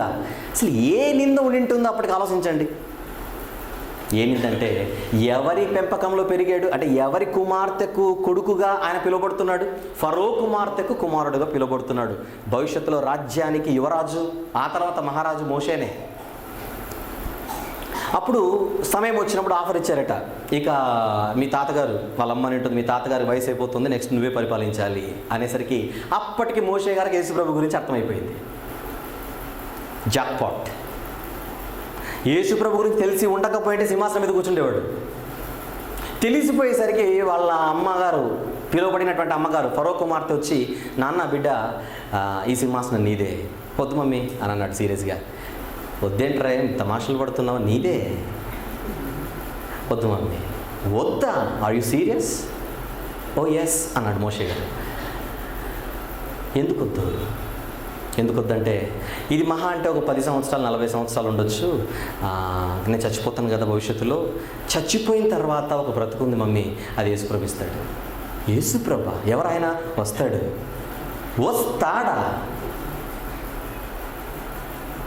మొన్నటి వరకు బాగానే ఉండే ఈ మధ్యకాలంలో వీడికి ఏమైందని వాళ్ళ అమ్మ ఎన్ని అనుకుని ఉంటుంది. ఎందుకంటే నశించుచున్న వారికి సిలువను గురించిన వార్త వెర్రితనం. అంత ఈజీగా మోషే గారిని వదిలిండరు. ఎన్ని శోధనలు, ఎంతమంది రికమెండేషన్లు, ఎంతమంది ఆయనను మధ్యలో నిలబెట్టి పంచాయతీ పెట్టింటారు మీరు ఊహించండి. వద్దనగానే పంపించేసి ఉంటుంది ఏంటి. అయ్యయ్యో, యేసుప్రభు వస్తాడు. ఆయన మోషే గారు యేసుప్రభు వస్తాడు. ఆయన మరణిస్తాడు, తిరిగి లేస్తాడు. తండ్రి ఆయన లేపుతాడు, పునరుత్థానం. ఆయన తిరిగి వచ్చిన తర్వాత నన్ను తీసుకుని వెళ్ళిపోతాడు, పునరుత్థానం. ఆ పునరుత్థానం నాకు కావాలి అని మోషే గారు సింహాసనాన్ని కాలదన్నేశాడు. క్రీస్తు విషయమైన నింద అంటే ఏమనుకుంటున్నారు? Very good. ఇంతకు మోషే గారికి పునరుత్థానం ఉందని ఎలా తెలిసింది? అది కూడా తెలియాలి ఇప్పుడు మనకు. ఎవరు చెప్పారు? మోషే గారికి పునరుత్థానం ఉందని ఎవరు చెప్పి ఉంటారు చెప్పండి? ఎవరు చెప్పింటారు? చెప్పాలి. ఎవరు చెప్పింటారు? దేవుడే చెప్పాడు. ఎప్పుడు చెప్పాడు? నిర్గమకాండంలో చెప్పాడు. ఎక్కడ చెప్పాడు? 3వ అధ్యాయంలో చెప్పాడు. 3వ అధ్యాయంలో ఎక్కడ చెప్పాడు? 6వ వచనంలో చెప్పాడు. చదవండి తీసేసి, కమాన్. పునరుత్థానం గురించి మోషే గారితో పాఠాలు నేర్పించింది తండ్రి దేవుడు దేవదూత ద్వారా మెసేజ్ని పంపించాడు. దేవదూత ద్వారా చదవండి. నిర్గమకాండము 3వ అధ్యాయం 6వ వచనం ప్లీజ్. మరియు ఆయన మోషే నేను ఎవరనుకుంటున్నావు మోషే? నేను నీ తండ్రి దేవుడును, నేను అబ్రహాము దేవుడను, నేను ఇస్సాకు దేవుడను, నేను యాకోబు దేవుడను అని చెప్పగానే మోషేకి ఫ్యూజులు, ట్రాన్స్ఫార్మర్లు, ట్యూబ్ లైట్లన్నీ ఒక్కసారిగా పగిలిపోయాయి. ఎందుకంటే నేను లేవి గోత్రంలో వచ్చిన వాడను, మా పితరుడు లేవి తండ్రి యాకోబు గారి తండ్రి ఇస్సాకు గారి తండ్రి అబ్రహాము. వీళ్ళందరూ లేరే. అబ్రహాం గారు చచ్చిపోయారు, మా తాతగారు. ఇస్సాకు గారు చచ్చిపోయారు, మా తాతగారు. మోషేకి ఇన్ని డౌట్స్ వచ్చేసాయి ఇప్పుడు. యాకోబు ఆయన చనిపోయాడు, మా తాతగారు. వీళ్ళందరూ చనిపోయిన వాళ్ళను ముందు పెట్టి నేను అబ్రహాం దేవుడిని, ఇస్సాకు దేవుడిని, యాకోబు దేవుడిని అంటున్నాడు ఏంటి? లేరుగా. లేని వాళ్ళకు దేవుడైనా చనిపోయిన వాళ్ళకు దేవుడైనా ఓపెన్ చేశాడు దేవుడు. మోషే, మీ తాతగారు అబ్రహాము, ఇస్సాకు, యాకోబు వీళ్ళందరూ చనిపోయారు అనుకుంటున్నావు మోషే? చనిపోయారు అనుకుంటున్నావా? చీ. వాళ్ళున్నారు. వాళ్ళు మృతులు అనుకోకు, వాళ్ళు సజీవులు. నేను సజీవులకే దేవుడను కానీ మృతులకు నేను దేవుడను కాదు. ఈ ఇన్ఫర్మేషన్ అంతా మోషే గారికి వచ్చేసింది. అంటే వీళ్ళందరూ లేస్తారా? లేస్తారు. ఎప్పుడు లేస్తారు? అంతకంటే ముందు ఒకటి జరగాలి. యేసుప్రభు రావాలి, మరణించి తిరిగి లేస్తాడు. ఆయన తిరిగి మళ్ళీ వస్తాడు. అప్పుడు నా పితరులైన అబ్రహాము, ఇస్సాకు, యాకోబులందరూ లేస్తారు. ఇప్పుడు మాత్రం వాళ్ళు మృతులైతే కాదు, ఇప్పుడు కూడా వాళ్ళు ఉన్నారు అన్న నాలెడ్జ్ మోషే గారికి వచ్చిందని యేసుప్రభు చెప్పాడు కొత్త నిబంధనలు. అందుకే అంత ధైర్యంగా మాట్లాడుతున్నాను దాని గురించి. ఎందుకంటే ఇప్పుడు నేను చెబుతుంటే ఇదంతా కట్టుకథలు బాగానే అల్లాడు, స్టోరీ బాగా చెబుతున్నాడని మీరు అనుకోకుండా. ఈ ఇన్ఫర్మేషన్ అంతా ఎవరిచ్చారనుకుంటున్నారు? ఈ నిర్గమకాండం 3వ అధ్యాయం 6వ వచనం గురించి వివరణ మనకు క్రొత్త నిబంధనలో కనపడుతుంది. యేసుప్రభు వారు ఇదే సందర్భాన్ని ఎత్తి మాట్లాడతాడు. ఎక్కడంటే సందర్భం చెబుతున్నాను. ఒకరోజు సద్దూకాయలు ఆయన దగ్గరకు వస్తారు. మీకు తెలుసు, సద్దూకాయలు వచ్చి, బోధకుడా నీ మెసేజెస్ వింటుంటే మాకు ఒకటి అర్థమైపోయింది. నీ బోధనల్లో మాకు ఏమర్థమైందంటే పునరుత్థానం ఉందని నువ్వు చెబుతున్నావు. ఈ సద్దూకాయలు ఎవరు? పునరుత్థానం ఉందని నమ్మేవాళ్ళు కాదు, పునరుత్థానం లేదని నమ్మేవాళ్ళే సద్దూకాయలు. క్రొత్త నిబంధనలో సద్దూకాయలు అనే పదం మీకు కనపడుతుంటుందిగా, రైట్. వీళ్ళు పునరుత్థానాన్ని వ్యతిరేకించేవాళ్ళు, ఈ జీవితమే జీవితం అనుకునేవాళ్ళు. యేసుప్రభు ఎక్కడ చెప్పినా పునరుత్థానం గురించి చెబుతున్నాడు. ఆయన బోధనా సారాంశాలలో ఒకటి కనపడుతుంది, చనిపోయిన తర్వాత బ్రతుకుంది, చనిపోయిన తర్వాత బ్రతుకుంది, చనిపోయిన తర్వాత బ్రతుకుంది అని చెబుతుంటే వీళ్ళు ఇప్పుడు నేను పట్టుకుందామని వచ్చి, అయ్యా నీ బోధనలో మాకు ఏమర్థమైందంటే వినయ విధేయతలు చూపుతూ చేతులు కట్టుకొని మళ్ళీ అడుగుతున్నారు, గొర్రె చర్మములు కప్పుకొని. మాకు ఒక డౌట్, పునరుత్థానము ఉంది అని మేము నమ్మడం లేదు. ఎందుకంటే మాకు ఒక డౌట్ ఉంది. ఏంటంటే మాకు తెలిసిన ఒక ఆవిడ ఉంది, ఆవిడకి పెళ్ళయింది, ఆ భర్త పిల్లలను కనకుండానే చచ్చిపోయాడు. మళ్ళీ మోషే గారు ఏమన్నారు, పిల్లలు కనకుండా చచ్చిపోతే ఆ భార్య ఈ భర్త యొక్క తమ్ముడిని చేసుకోవాలి అని అన్నాడు. గనుక తమ్ముడు చేసుకున్నాడు. కానీ అతడు పిల్లలను కనకుండానే చచ్చిపోయాడు. తర్వాత మూడోవాడు చేసుకున్నాడు, పిల్లల్ని కనకుండానే చచ్చిపోయాడు. అలా 7గురిది వరుస కంప్లీట్ అయిపోయింది. 7గురిని పొట్టలు ఏడుగురు చనిపోయిన తర్వాత అమ్మగారు కూడా సక్సెస్ఫుల్గా చనిపోయింది. ఇప్పుడు మా డౌట్ ఏంటంటే, పునరుత్థానం ఉందని నువ్వు చెబుతున్నావుగా, ఈ పునరుత్థానంలో ఈవిడ ఈ 7గురిలో ఎవరికి భార్య ఉంటుందో సెలవేయండి. ఏం వేశారండి ఆ ప్రశ్నే కనుక మనకేసింటే ఈ ఒక్కటి మా డాడీ నాకు చెప్పలేదు అనేవాళ్ళం. కానీ పాపం వీళ్ళ టైం బాగలేక యేసుప్రభుని అడిగారు. మన టైం బాగుండి మనం లేము అప్పుడు. ఆ టైంలో యేసుప్రభుని అడిగేసరికి మీకు లేఖనాలు అర్థం కాలేదు, మీకు వాక్య భావాలు అర్థం కాలేదు. పునరుత్థానంలో ఎవరు పెళ్లి చేసుకోరు. ప్లీజ్ ఈ పెళ్ళిళ్ళు ఇవన్నీ కూడా ఇక్కడితో ఫుల్ స్టాప్ పెట్టేయండి. భవిష్యత్తులో మీకు పెళ్ళిళ్ళు ఉండవు, పునరుత్థానంలో మీకు పెళ్ళిళ్ళు ఉండవు, పెళ్ళికి ఇవ్వబడరు, పెళ్లి చేసుకోరు, వాళ్ళు దేవదూతల వలె ఉంటారు. ఇన్ఫర్మేషన్ అయిపోయింది. పోతే వీళ్ళు ఏమన్నారు, మోషే గారి గురించి ఎత్తారు. చూపిస్తాను మీకు. అది మోషే గారి గురించి ఎత్తుతారు. మోషే చెప్పాడుగా మరి సోదరుడు పెళ్లి చేసుకోవాలని. అనగానే యేసుప్రభు అన్నాడు, మీరు మోషే అన్నారు కనుక నేను కూడా మోషే గురించి మాట్లాడతానని యేసుప్రభు స్టార్ట్ చేశారండి. వీళ్ళకి చెమటలు పట్టడం స్టార్ట్ అయిపోయాయి. ఏం మాట్లాడతారు మోషే గురించి? పునరుత్థానానికి మోషేకి ఏ సంబంధం ఉంది?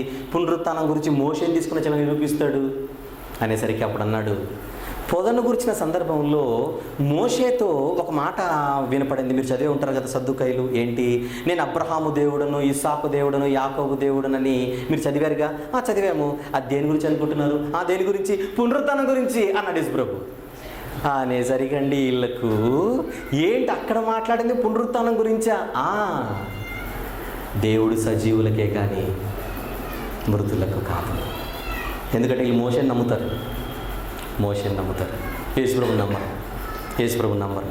వీళ్ళు ఎవరినైతే నమ్ముతారో వాళ్ళనే తీసుకొని వచ్చి క్లోజ్ చేశాడు. ఆ సందర్భం అద్భుతంగా ఉంటుందండి. చూద్దాం కొత్త నిబంధనలు. ఇప్పుడు కొత్త నిబంధనలో మత్తయి సువార్త 22వ అధ్యాయము. త్వరగా మత్తయి సువార్త 22వ అధ్యాయము. మీరు 23 నుంచి చదవండి. 23 నుంచి 33 వరకు మీరు తర్వాత చదవండి. 23 ముందుగా చదువుతున్నాను. పునరుత్థానము లేదని చెప్పేది సద్దూకైలు ఆ దినములలో ఆయన యొద్దకు వచ్చి, పునరుత్థానాన్ని నమ్మని సద్దూకైలు వచ్చారు. సందర్భ పరిచయం. నేను ఇప్పుడు చెప్పినవన్నీ వాళ్ళు అడిగారు.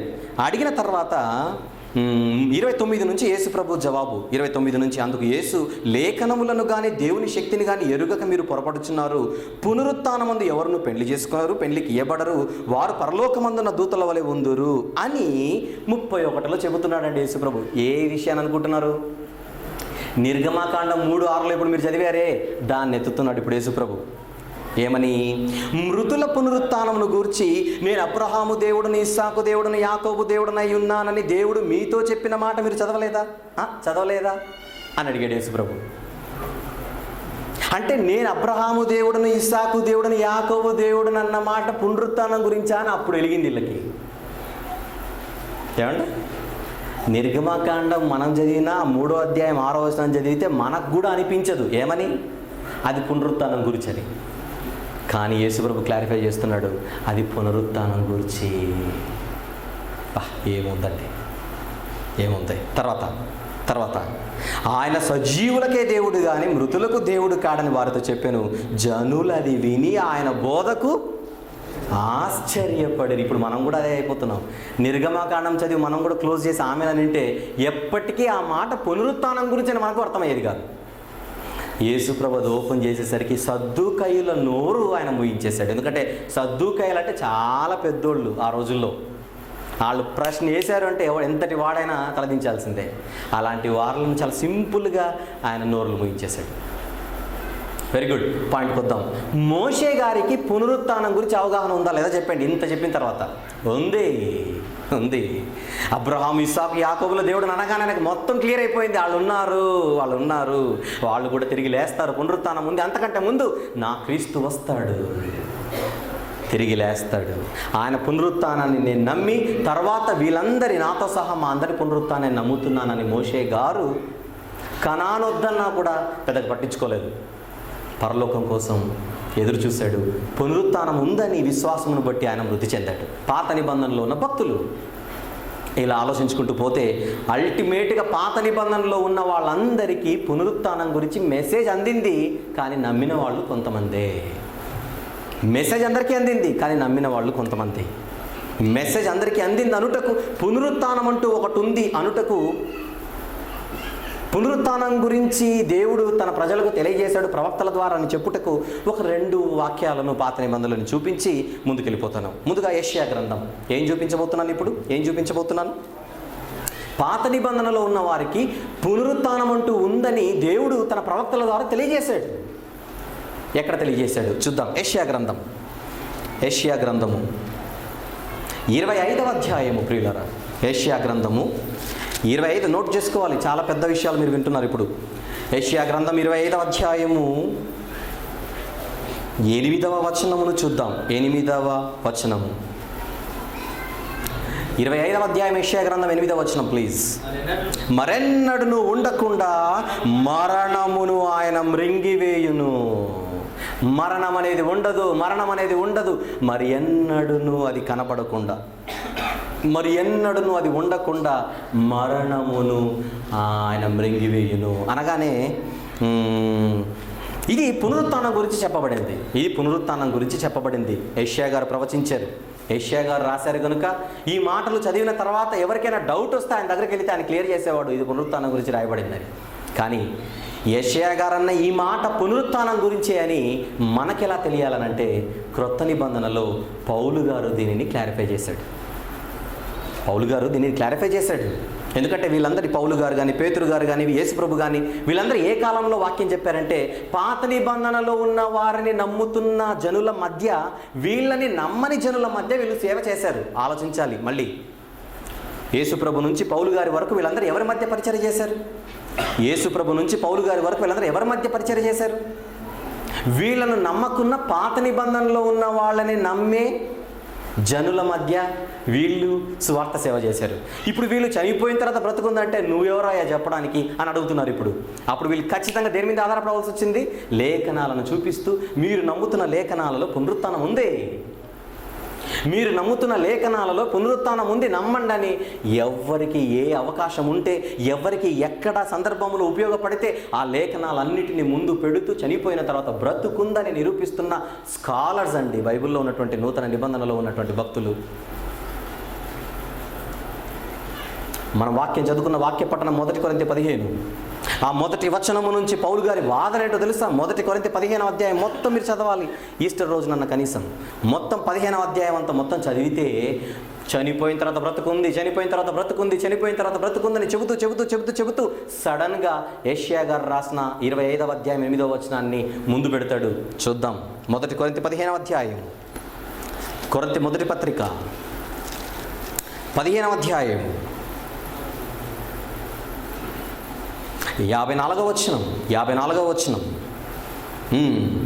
ఈ క్షయమైనది అక్షయతను ధరించుకొనినప్పుడు, ఈ మర్త్యమైనది అమర్త్యతను ధరించుకొనినప్పుడు విజయమందు మరణము మృంగివేయబడెను అని వ్రాయబడిన వాక్యము నెరవేరును. ఎక్కడ రాయబడింది అది? ఇప్పుడు మీరు చూసారు యెషయా గ్రంథం 25:8వ వచనం. మీరు యెషయా నమ్ముతారుగా ఇశ్రాయేలీయులారా, లేదా భక్తులారా? పాత నిబంధన నమ్ముతారుగా, లేఖనాలను నమ్ముతారు కదా కనీసం.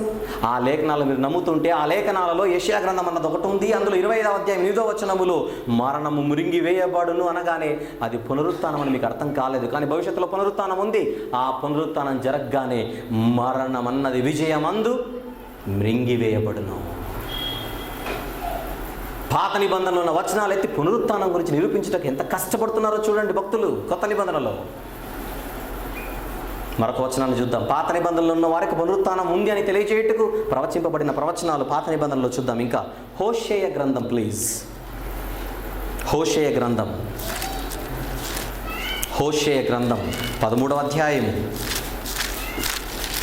దానియేలు గ్రంథం తర్వాత వస్తుంది హోషేయ. లేట్ అవ్వకుండా నేను చెప్పేసిన అడ్రస్.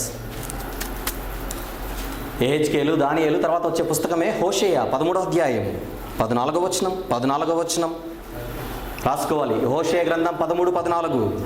అయినను పాతాళ వశములో నుండి నేను వారిని విమోచింతును, మృత్యువు నుండి వారిని రక్షింతును. ఓ మరణమా నీ విజయం ఎక్కడా? ఓ మరణమా నీ ముల్లెక్కడా? పునరుత్థానం అండి, పునరుత్థానం. కొరింథీయులకు రాస్తున్నాడు. ఏమని? పౌలు గారు పునరుత్థానం ఉందయ్యా, మీరు నమ్మట్లేదా? లేఖనాలను నమ్ముతారుగా. ఆ లేఖనాలలో యెషయా గారు ప్రవచించారు పునరుత్థానం గురించి, నమ్మరా అని చెప్పాడు. సరిపోదేమో అని హోషేయ గారు చెప్పిన ఈ ప్రవచనాన్ని కూడా పునరుత్థానం కొరకు వాడాడు, నిరూపించాడు, చూపించాడు, వివరించాడు పౌలు గారు. అదే 1 కొరింథీ 15లో. వచ్చేయండి మళ్ళీ 1 కొరింథీ 15కు. మళ్ళీ కొరింథీ మొదటి పత్రిక 15:55 యెషయా గారి ప్రవచనము తర్వాత ఇమ్మీడియట్గా 55వ వచనంలో ఏమని చెబుతున్నాడు చూడండి. ఓ మరణమా నీ విజయం ఎక్కడా? ఓ మరణమా నీ ముల్లెక్కడా? ఈ మాట ఎక్కడ చదివారు ఇప్పుడు? హోషేయ గ్రంథంలో. హోషేయ గారు పాత నిబంధనలో పునరుత్థానం గురించి చెప్పాడన్న మాటను పౌలు గారు ఈ నూతన నిబంధనలో ఉన్న భక్తులకు చెబుతున్నాడు.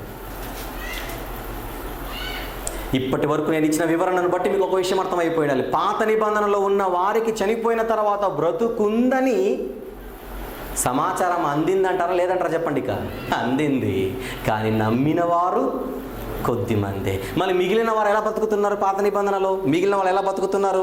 మళ్ళీ యెషయా గ్రంథంకి వచ్చేయండి. మిగిలిన వాళ్ళ పరిస్థితి యెషయా గ్రంథం 22వ అధ్యాయము. క్విక్. యెషయా గ్రంథం 22వ అధ్యాయము 13వ వచనం అనుకుంటాను, ఇఫ్ ఐఎమ్ నాట్ రాంగ్. అది 22వ అధ్యాయం 13వ వచనం. మిగిలిన వాళ్ళు ఎలా బ్రతుకుతున్నారంటే, రేపు చచ్చిపోదుము గనుక తిందుము త్రాగుదుము అని చెప్పి ఎడ్లను వధించుచు, గొర్రెలను కోయుచు, మాంసము తినుచు, ద్రాక్షరసము త్రాగుచు మీరు సంతోషించి ఉత్సహించుచున్నారు. ఎందుకు? రేపు చచ్చిపోదుము కనుక. చచ్చిపోయిన తర్వాత బ్రతుకుందని మీకు తెలీదా? చనిపోయిన తర్వాత పునరుత్థానం అనేది ఒకటి ఉందని, అది ప్రభువు ఇస్తాడని మీరు నమ్మడం లేదా? నమ్మడము లేదు గనుకనే, విశ్వాసం లేదు గనుకనే చచ్చిపోయేలోపు అన్ని అనుభవించి చావాలనుకుంటున్నాడు మనిషి పాత నిబంధనలోనే.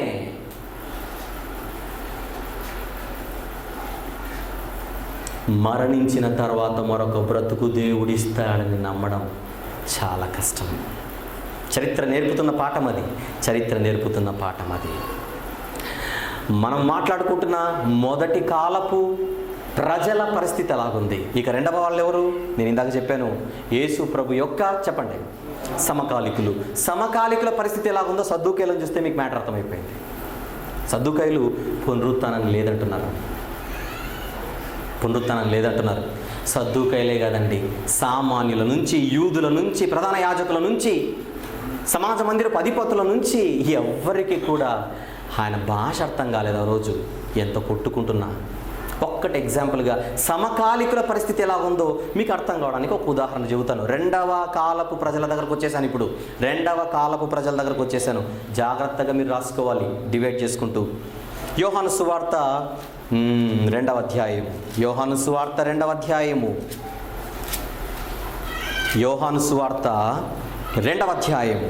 యేసు ప్రభు మాట్లాడుతున్నాడు. 13 నుంచి తర్వాత మీరు చదవండి. 18వ వచనం చదువుకుందాం. 18వ వచనం. యేసు ప్రభు దగ్గరకు వచ్చారు వీళ్ళు. ఎవరు? యూదులు. 18వ వచనం. 2:18 యోహాను సువార్త. కాబట్టి యూదులు, నీవి కార్యములు చేయుచున్నావే, ఏ సూచక క్రియను మాకు చూపేదవని ఆయన అడుగుతున్నారు. ఆయన నోరెత్తితే సూచక క్రియ అడిగే ప్రజలు వీళ్ళు. అప్పుడు యేసు ప్రభు ఏమంటున్నాడు? యేసు, ఈ దేవాలయమును పడగొట్టుడి, 3 దినములలో దానిని లేపుదును అని చెప్పగానే, వీళ్ళు ఏ దేవాలయం అనుకుంటున్నారు చూడండి. యూదులు, ఈ దేవాలయం 46 సంవత్సరములు కట్టిరే, నీవు 3 దినములలో దాన్ని లేపుదువా అన్నారు. అయితే ఆయన తన శరీరమును దేవాలయం గురించి ఈ మాట చెప్పాను. ఈ దేవాలయమును పడగొడితే తిరిగి లేపుతానని దేని గురించి చెప్పాడు ఆయన? శరీరం. తిరిగి లేపుతాను అంటే పునరుత్థానం. యేసు ప్రభు పునరుత్థానం గురించి చెబుతుంటే వీళ్ళు గోడలు చూస్తున్నారట. గొడవలు చేస్తున్నారు. యూదులు అంటే ఇలా అర్థం కాలేదు అనుకుందాం కొద్దిసేపు. ఇప్పుడు శిష్యుల పరిస్థితి ఎలాగుందో చూడండి. పక్కన కొసమేరు 10 22 వచనం. ఆయన మృతులలో నుండి లేచిన తరువాత ఆయన ఈ మాట చెప్పానని ఆయన శిష్యులు జ్ఞాపకము చేసుకొని లేఖనమును యేసు చెప్పిన మాటను అప్పుడు నమ్మారు. ఎవరు? శిష్యులు. ఏ మాటను ఎప్పుడు నమ్మారు? నేను చనిపోయిన తర్వాత తిరిగి లేస్తానని యేసుప్రభు చెబితే ఆయన దగ్గర స్టేజ్ మీద ఉన్నారు వీళ్ళు కూడా. జనాలకు అర్థం కాలేదు, కానీ పక్కనున్న శిష్యులు కూడా ఈ మాటను ఎప్పుడు నమ్మారు? ఆయన చనిపోయి తిరిగి లేచిన తర్వాత. మీకు ఏమర్థం కావాలి? శిష్యులు దానిని అర్థం చేసుకోవడానికి అంత టైం పడితే శిష్యులు దాన్ని నమ్ముటకే. శిష్యులు ఎవరున్నారు చెప్పరా? ఎవరున్నారు చెప్పనా? పేతురు గారు ఉన్నారు, యోహాను గారు ఉన్నారు. అసలు మహానుభావులందరూ వాళ్ళేంటి ఏమంటే అంత మహనీయులు ఆ మాటను నమ్ముటకే అంత టైం పడితే, ఈరోజు ఈ విశ్వాసం అందరిలో ఉందని మీరు అనుకుంటున్నారా? ఎవరిలో? చనిపోయిన తర్వాత యేసుప్రభు బ్రతికిస్తాడని ఎవరు ఆయన దగ్గరికి రారండి. ఈ లోకములో ఉన్న ఈ శరీరానికి సంబంధించిన మేలుల కొరకే యేసుప్రభు దగ్గరకు వస్తారు, కానీ నిజంగా చచ్చిపోయిన తర్వాత ఆయన బ్రతికిస్తాడని ఆ బ్రతుకు కోసం వచ్చేవాళ్ళు వేల మీద లెక్క పెట్టొచ్చు. శిష్యులు నమ్ముటకే చాలా టైం పట్టింది. పునరుత్థానమును నమ్ముటకు శిష్యులకు టైం పట్టింది. సమకాలికుల పరిస్థితి మీకు అర్థమైందా? చాలా కష్టం. పాత నిబంధనలో ఉన్న పరిస్థితి అలాగనే ఉంది. క్రొత్త నిబంధనలో యేసుప్రభు సమకాలికుల పరిస్థితి అలాగనే ఉన్నది. ఇక మూడవ గ్రూపే యేసుప్రభు పునరుత్థానుడై వెళ్ళిపోయిన తర్వాత ఉన్న ప్రజలు. రాసుకోవాలి. యేసుప్రభు పునరుత్థానుడై వెళ్ళిపోయిన తర్వాత ఉన్న ప్రజలు. అప్పుడు ఎవరి సేవ స్టార్ట్ అయిపోయింది? ఎవరి సేవ స్టార్ట్ అయినప్పటికీ? అపోస్తలుల సేవ. యేసుప్రభు పునరుత్థానుడై వెళ్ళిపోయిన తర్వాత ఎవరి పరిచర్య మొదలైంది? అపోస్తలుల పరిచర్య. ఈ అపోస్తలుల బోధ ప్రారంభమైంది. ఆ అపోస్తలుల బోధలో మొట్టమొదట బోధించిన అపోస్తలుడే పేతురు గారు. ఎక్కడ? పెంతెకోస్తు పండుగ దినాన ఆయన ఏ బోధ చేశాడో మరి అపోస్తలుల కార్యములు 2వ అధ్యాయంలోనికి వెళ్ళిపోదాం. త్వరగా ఈ రెఫరెన్సెస్ అన్ని మీరు రాసుకోవాలి. అపోస్తలుల కార్యములు 2వ అధ్యాయము 2వ అధ్యాయం తర్వాత మొత్తం చదవండి మీరు. 31, 32 చదువుకుందాం. క్రీస్తు పాతాళములో విడువబడలేదనియు ఆయన శరీరము కుళ్ళిపోలేదనియు దావీదు ముందుగా తెలుసుకొని ఆయన పునరుత్థానమును గురించి చెప్పాను అని దావీదు గారి గురించి చెప్పి ఇప్పుడు అంటున్నాడు, ఈ యేసును దేవుడు లేపెను, దీనికి మేమందరము సాక్షులము. పునరుత్థానపు బోధ, అపోస్తలుల బోధ. అపోస్తలులు ఎక్కడికి వెళ్ళి ఏం చెప్పారో తెలుసా? చనిపోయిన తర్వాత బ్రతుకుంది. నువ్వెలా చెప్పగలవు? మా యేసు లేచాడు. నువ్వు చూసావా? నేను చూశాను. మేమే సాక్షులం. పాత నిబంధనలో భక్తులు కూడా ఆ పునరుత్థానపు బోధనే చేశారు. క్రొత్త నిబంధనలో యేసుప్రభు పునరుత్థానపు బోధ చేశాడు. అపోస్తలులు పునరుత్థానపు బోధ. 3వ అధ్యాయం అపోస్తలుల కార్యములు 3వ అధ్యాయం 15వ వచనం. సందర్భం వేరు, స్థలము వేరు. ఆయన ఏ బోధ చేస్తున్నాడో పేతురు గారు చూడండి. 3వ అధ్యాయం 15వ వచనం. మీరు జీవాధిపతిని చంపితిరి, కానీ దేవుడు ఆయనను మృతులలో నుండి లేపెను, అందుకు మేము సాక్షులం. ఎక్కడ చూసినా సమయమందును అసమయమందును స్థలమందును స్థలము కాని సందర్భంలో కూడా పునరుత్థానపు బోధ. 4వ అధ్యాయం మొదటి 2 వచనములు. 4వ అధ్యాయం మొదటి 2 వచనములు. వారు ప్రజలతో మాట్లాడుచుండగా యాజకులను దేవాలయపు అధిపతియు సద్దూకయులను వారు ప్రజలకు బోధించుటయు, పేతురు గారు మిగిలిన వారు ప్రజలకు బోధించుటయు, యేసును బట్టి మృతులలో నుండి పునరుత్థానము కలుగునని ప్రకటించుటయు చూచి కలవరపడి వారి మీదికి వచ్చి వారిని బలాత్కారంగా పట్టుకుని సాయంకాలం అయినందున మరునాటి వరకు వారిని కస్టడీలో ఉంచిరి. కావలి అన్నాడు ఇంగ్లీష్లో కస్టడీ. అది కలవరపడ్డారట. ఏం బోధిస్తుంటే? చచ్చిపోయిన తర్వాత మరొక బ్రతుకుందయ్యా, యేసుప్రభు ఇస్తాడని చెబుతుంటే జైల్లో వేశారట. అసలు ఒక మనిషిని జైల్లో ఎప్పుడు వేస్తారు? దేశద్రోహానికి పాల్పడమని చెప్పారా వీళ్ళు? ఒక దొంగతనం చేయమని చెప్పలేదు, నరహత్య చేయమని చెప్పలేదు, వ్యభిచారం చేయమని చెప్పలేదు. అసలు ప్రజలను పాడు చేసే ఒక్క మాట కూడా మాట్లాడకుండా చనిపోయిన తర్వాత మరొక బ్రతుకుంది, మీ జీవితాలు బాగుపరచుకోండి, యేసుప్రభు వచ్చి మీకు ఇస్తాడు, ఆయన తిరిగి లేచాడని చెబుతుంటే, పునరుత్థానం గురించి చెబుతుంటే ఏం చేశారు? వాళ్ళను చెరసాలలో వేశారు. ఎందుకు పునరుత్థానం గురించి చెబుతుంటే ఇంత శ్రమలు? అది మనకు తెలియాలి. అదే మొదటి మెసేజ్లో అరుణ్ బాబు గారు చెప్పారు. ఏమని? యేసుప్రభుట మనిషి కుమారుడు యెరూషలేముకి వెళ్ళిపోతున్నాడు, ప్రధాన యాజకులకు వీళ్ళందరికీ అప్పగింపబడతాడు, చనిపోతాడు, తిరిగి లేస్తాడు అని చెబితే పేతురు గారు అప్పటికి పాపం ట్రైనింగ్ పీరియడ్లో ఉన్నాడు కనుక, ఎక్స్పర్ట్ కాదు కనుక, ప్రభు నీకు అది కాకూడదు అనేసరికి పేతురు కాముడు అని అనలేదు. సాతానా వెనకెళ్ళిపో అంటే పేతురు గారిలోకి ఎవరు ప్రవేశించారు అప్పుడు? సాతాను ఏ మాటను అడ్డగిస్తున్నాడు? నేను చనిపోయి తిరిగి లేస్తాను అనగానే సాతాను వచ్చేస్తున్నాడు. నేను చనిపోయి తిరిగి లేస్తాను అనగానే సాతాను అడ్డుపడుతున్నాడు ఆ మాటకు. ఎందుకు? ఆ మాట నువ్వు చెప్పకూడదు, నువ్వు చెప్పినా వీళ్ళు నమ్మకూడదు. ఆ పునరుత్థానం గురించి నువ్వు మాట్లాడకూడదు, నువ్వు మాట్లాడినా వీళ్ళు అడ్డుపడాలి, నువ్వు మాట్లాడినా వీళ్ళు నమ్మకూడదు ఆ మాటను. ఎందుకంటే నువ్వు లేస్తావు అని వాళ్ళు నమ్మితే, నీకు మరో జీవితాన్ని నిన్ను మృతులలో నుంచి లేపిన తండ్రి వీళ్ళని కూడా లేపుతారని వాళ్ళు నమ్ముతారు. అలా నమ్మితే వాళ్ళు నువ్వు చెప్పినట్టుగా బ్రతుకుతారు. అలా బ్రతికితే నీ రెండవ రాకడ త్వరగా జరుగుతుంది. అలా జరిగితే నా చావు వస్తుంది. నా చావు జరగకూడదంటే నీ రాకడ జరగకూడదు, నీ రాకడ జరగకూడదంటే సహదాసుల లెక్క పూర్తి అవ్వకూడదు, సహదాసుల లెక్క పూర్తి అవ్వకూడదనంటే మనుషులు ఎవ్వరూ నీ రాజ్యంలోనికి రాకూడదు. నీ పునరుత్థానాన్ని నమ్మి యేసుప్రభు రాజ్యంలో పరిశుద్ధులే ఉంటారు, యేసుప్రభు రాజ్యంలో విశ్వాసులే ఉంటారు. ఏ విశ్వాసులు? చనిపోయిన తర్వాత మరొక బ్రతుకుంది, ఆ బ్రతుకు కోసం ఈ లోకంలో కష్టాలు పడ్డైనా కూడా ఆ బ్రతుకును సంపాదించాలన్న విశ్వాసులు మాత్రమే యేసుప్రభు రాజ్యంలో ఉంటారు. ఆ రాజ్యములో సహదాసుల లెక్క దేవుడు అనుకున్న ఒక లెక్క ఒకటి ఉంది. అది పూర్తయితే వాని యేసుప్రభు రాకడ దగ్గర అవుతుంది, వాడు చచ్చిపోతాడు. వాడు చావకూడదంటే పునరుత్థానపు బోధ, చావు తర్వాత మరొక బ్రతుకుందన్న మాట అసలు ఎవరి నోట రాకూడదు. వచ్చినా వాడు రానివ్వడు, ఒకవేళ రానిచ్చినా ఎవరిని ఆ మాటను నమ్మనివ్వడు. ఆ వార్తను సమాధి చేశాడు. ఆ ప్రయత్నం ఎక్కడ? యేసుప్రభు పునరుత్థానాన్ని లేచగానే సైనికులకు ప్రధాన యాజకులు వచ్చి ఏమిచ్చారట? యేసుప్రభు తిరిగి లేవగానే సైనికులకు ప్రధాన యాజకులు వచ్చి ఏమిచ్చారట? మత్తయి సువార్త 28:11 నుంచి తర్వాత చదవండి. బహుద్రవ్యం ఇచ్చి, ఆయన లేవలేదు, శిష్యులు వచ్చి ఆయన శరీరమును తీసుకొని శవాన్ని తీసుకొని వెళ్ళిపోయారని మీరు చెప్పాలి తప్పితే తిరిగి లేచాడని మాత్రం మీరు చెప్పకూడదని ప్రధాన యాజకులను వాడి పాత్రలుగా వాడు ఉపయోగించుకున్నాడు సాతాను. ఎంతమందికి తెలిసింది? పునరుత్థానపు బోధ సమాజంలో జరగకూడదు. చావు తర్వాత మరొక బ్రతుకుంది, అది యేసుప్రభు ఇస్తాడన్న మాటే అసలు ఎవరి నోట రాకూడదు. వచ్చాయా వాళ్ళకు శ్రమ. అదే మనం చూస్తున్నాం 4వ అధ్యాయము అపోస్తలుల కార్యములో. యేసును బట్టి పునరుత్థానం వస్తుందని పేతురు గారు చెప్పగానే వీళ్ళందరిని పట్టుకొని ఎక్కడేశారు? కావలిలో. 10వ వచనం, అదే అధ్యాయము 10వ వచనం, అపోస్తలుల కార్యంలో 4వ అధ్యాయం 10వ వచనం. మీరందరూ ఇశ్రాయేలు ప్రజలందరూ తెలుసుకొనవలసినదేమనగా, మీరు సిలువ వేసినట్టు మృతులలో నుండి దేవుడు లేపినట్టు నజరేయుడైన యేసుక్రీస్తు. ఎక్కడ నోరు తెరిచినా ఆయన పునరుత్థానం గురించి మాట్లాడుతున్నారు వీరు. 5వ అధ్యాయం త్వరగా రాసుకోవాలి. 5వ అధ్యాయము 30వ వచనము 32వ వచనం. 5వ అధ్యాయము 30-32. మీరు మ్రానున వ్రేలాడ వేసి సంహరించిన యేసును మన పితరుల దేవుడు లేపెను. 32. మేమును దేవుడు తనకు విధేయులైన వారికి అనుగ్రహించిన పరిశుద్ధాత్మయు ఈ సంగతులకు సాక్షులమై ఉన్నాము. ఏంటండి ఎక్కడ చూసిన పునరుత్థానం గమనించారు? ఎప్పుడైనా మీరు గమనించారు?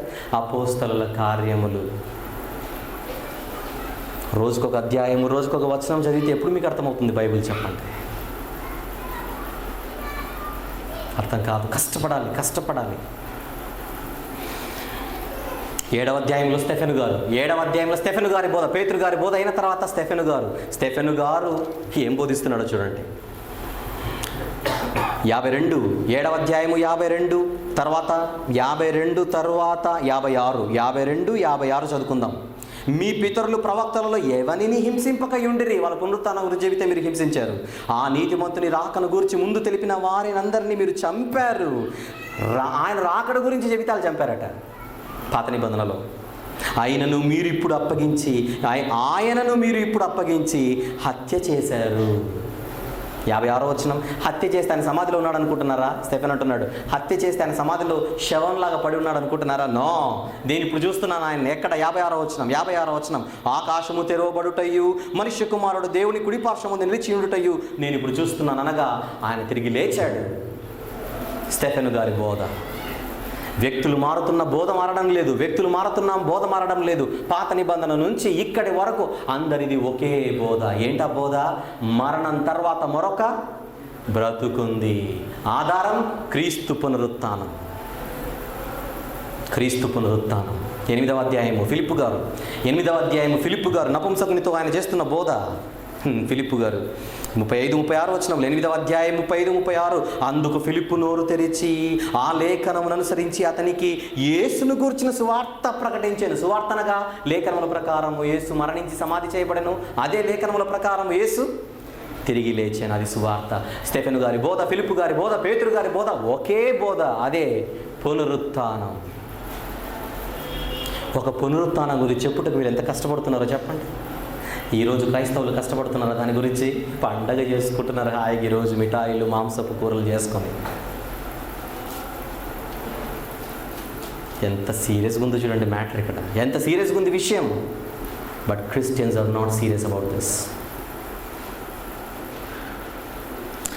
ఆ తర్వాత వస్తారండి హీరో గారు, అపోస్తలుడైన పౌలు గారి బోధ 13వ అధ్యాయం. అదే అపోస్తలుల కార్యములు 13వ అధ్యాయం. అపోస్తలుల కార్యములు 13వ అధ్యాయము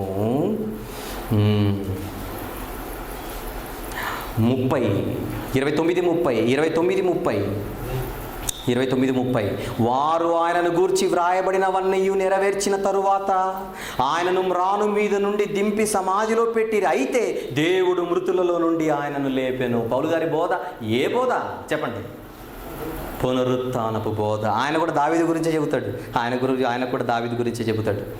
34వ వచనం చదవండి. 34వ వచనం, మరియు ఇక కుళ్ళు పట్టకుండా ఆయన మృతుల నుండి లేపుటను బట్టి దావీదు గురించి ప్రస్తావిస్తున్నాడు. 35వ వచనం, కాబట్టి వేరొక కీర్తన యందు నీ పరిశుద్ధిని కుళ్ళు పట్టనీయమని చెప్పుచున్నాడని మళ్ళీ దావీదు గారు రాసిన కీర్తన గురించి ఎత్తి మాట్లాడుతున్నాడు. పిసిదియలోని అంత్యోకయలో పౌలు గారు బోధిస్తూ పునరుత్థానం బోధ. ఇవన్నీ అవసరమని చెబుతున్నారా? అవసరం లేదని చెబుతున్నారా? బోధకుడు మారుతున్నా బోధ మారడం లేదు. పరిశుద్ధులందరికీ ఒకేసారి అప్పగింపబడిన బోధ. 17వ అధ్యాయము అపోస్తలుల కార్యములు 17వ అధ్యాయము 18వ వచనం, ఎపికూరియలలోను స్తోయికులలోను ఉన్న కొందరు జ్ఞానులు అతనితో వాదించిరి. కొందరు ఈ వదరుబోతు చెప్పున్నది ఏమిటని చెప్పుకొనిరి. ఏథెన్స్లో ఇదంతా జరుగుతుంది. గ్రీసు దేశస్థులు అనగా జ్ఞానులు. మీకు తెలుసా, క్రీస్తు పూర్వము పుట్టినటువంటి అనేక మంది శాస్త్రవేత్తలందరూ గ్రీసు దేశస్థులే. మహాజ్ఞానుల మధ్య పరిపూర్ణులైన వారి మధ్య పౌలు గారు మహాజ్ఞానాన్ని ప్రకటిస్తున్నాడు చూడండి. తర్వాత చదవాలందరూ, అతడు యేసును గూర్చియు పునరుత్థానమును గూర్చియు ప్రకటించెను గనుక.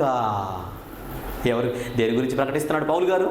యేసును గూర్చి, తర్వాత పునరుత్థానమును గూర్చి. ఎక్కడ చూసినా పునరుత్థానం. 23వ అధ్యాయము అపోస్తలుల కార్యములో చివరి రెఫరెన్స్ ఇది. అపోస్తలుల కార్యములలో చివరి రెఫరెన్స్ అది. 23వ అధ్యాయం అపోస్తలుల కార్యములు 6వ వచనం, వారిలో ఒక భాగము సద్దూకయులను మరి ఒక భాగము పరిసయ్యులై ఉన్నట్టు పౌలు గ్రహించి, సహోదరులారా, నేను పరిసయ్యుల సంతతి వాడను, మనకున్న నిరీక్షణను గూర్చియు మృతుల పునరుత్థానమును గూర్చియు నేను విమర్శింపబడుచున్నానని సభలో బిగ్గరగా చెప్పాడు. మృతుల పునరుత్థానం గురించి చెబితే ఆయన సభల్లోకి లాగారు. అందరు కలిసి నిలబెట్టారు. ఏం చెబుతున్నావు నువ్వు? చచ్చిపోయిన తర్వాత బ్రతుకుందని చెబుతున్నావట. ఏమైనా బుద్ధి ఉందా అని అడుగుతుంటే, ఉంది, నా ప్రభువు లేచాడు. ఏమంటే కష్టపడ్డారా లేదా చెప్పండి ఇవన్నీ చదువుతున్న తర్వాత?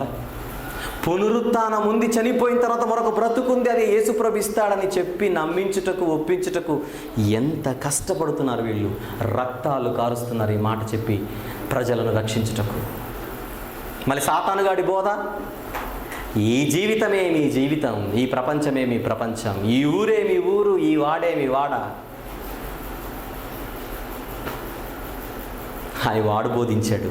అంత భయంకరమైన బోధలో పౌలు గారు, పేతురు గారు, స్టెఫెన్ గారు, ఫిలిప్పు గారు, యేసు ప్రభు, పాత నిబంధనలో భక్తులందరూ కూడా ఈ పునరుత్థానం గురించి చెబితే చంపుతున్నారట.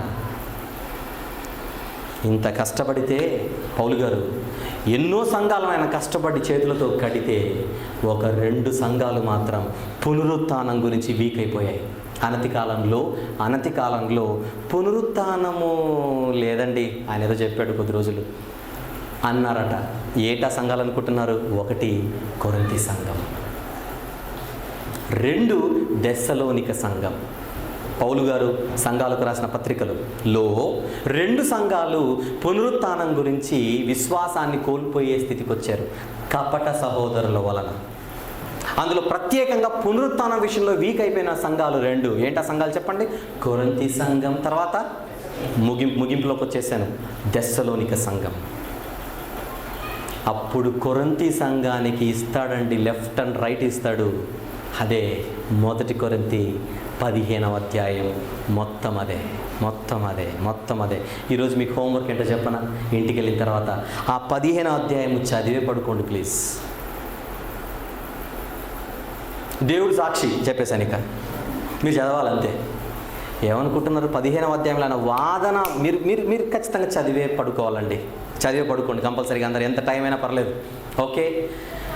ఏం మాట్లాడతాడు తెలుసండి పౌలు గారు అందులో? లేఖనముల ప్రకారం చచ్చిపోయిన వాడు లేవరా, చనిపోయిన వారు లేవరా? అయితే ఇప్పుడు వినాలి మీరు. లేఖనముల ప్రకారం క్రీస్తు మరణించాడు, లేఖనముల ప్రకారం ఆయన తిరిగి లేచాడు, వీళ్ళందరికీ కనపడ్డాడు అపోస్తలులకు.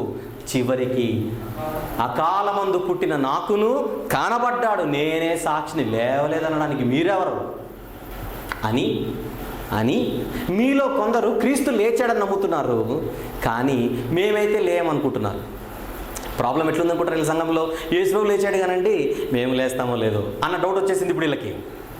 కొంతమంది ఏమో యేసు ప్రభు లేవలేదనే వాళ్ళు, కొంతమంది ఏమో యేసు లేచాడు మేము నమ్ముతున్నాం, కానీ మేము లేస్తామో లేదో అదే పెద్ద ఇబ్బంది అనేసరికి పౌలు గారు 12వ వచనం నుంచి 19వ వచనం, ఇప్పుడు అన్ని చదవలేం కనుక చెబుతున్నాను రెఫరెన్సెస్. 1 కొరింథీ 15, 12 నుంచి 19వ వచనంలో వరకు ఆ పారాగ్రాఫ్ అంతా ఏమని చెబుతాడు తెలుసా? మృతులు లేపబడకపోతే యేసు ప్రభు ఎట్లా లేస్తాడరా అని అడుగుతున్నాడు. యేసు ప్రభు ఎలా లేస్తాడు? మృతులు లేపబడరు అని మీరు అనుకుంటే ఆయన కూడా లేవలేదు. ఆయన లేవకపోతే ఆయన లేచాడని చెబుతున్న మా మాటలు అబద్ధమైపోతాయి. దేవునికి మేము అబద్ధపు సాక్షులం అయిపోతాం. మీరు యేసు ప్రభుని లేచాడని నమ్ముతున్నారా? ఆయన లేచాడని అయితే నమ్ముతున్నామండి. అలాగైతే మీరు కూడా లేస్తారు. వాదన అని అంటాడు.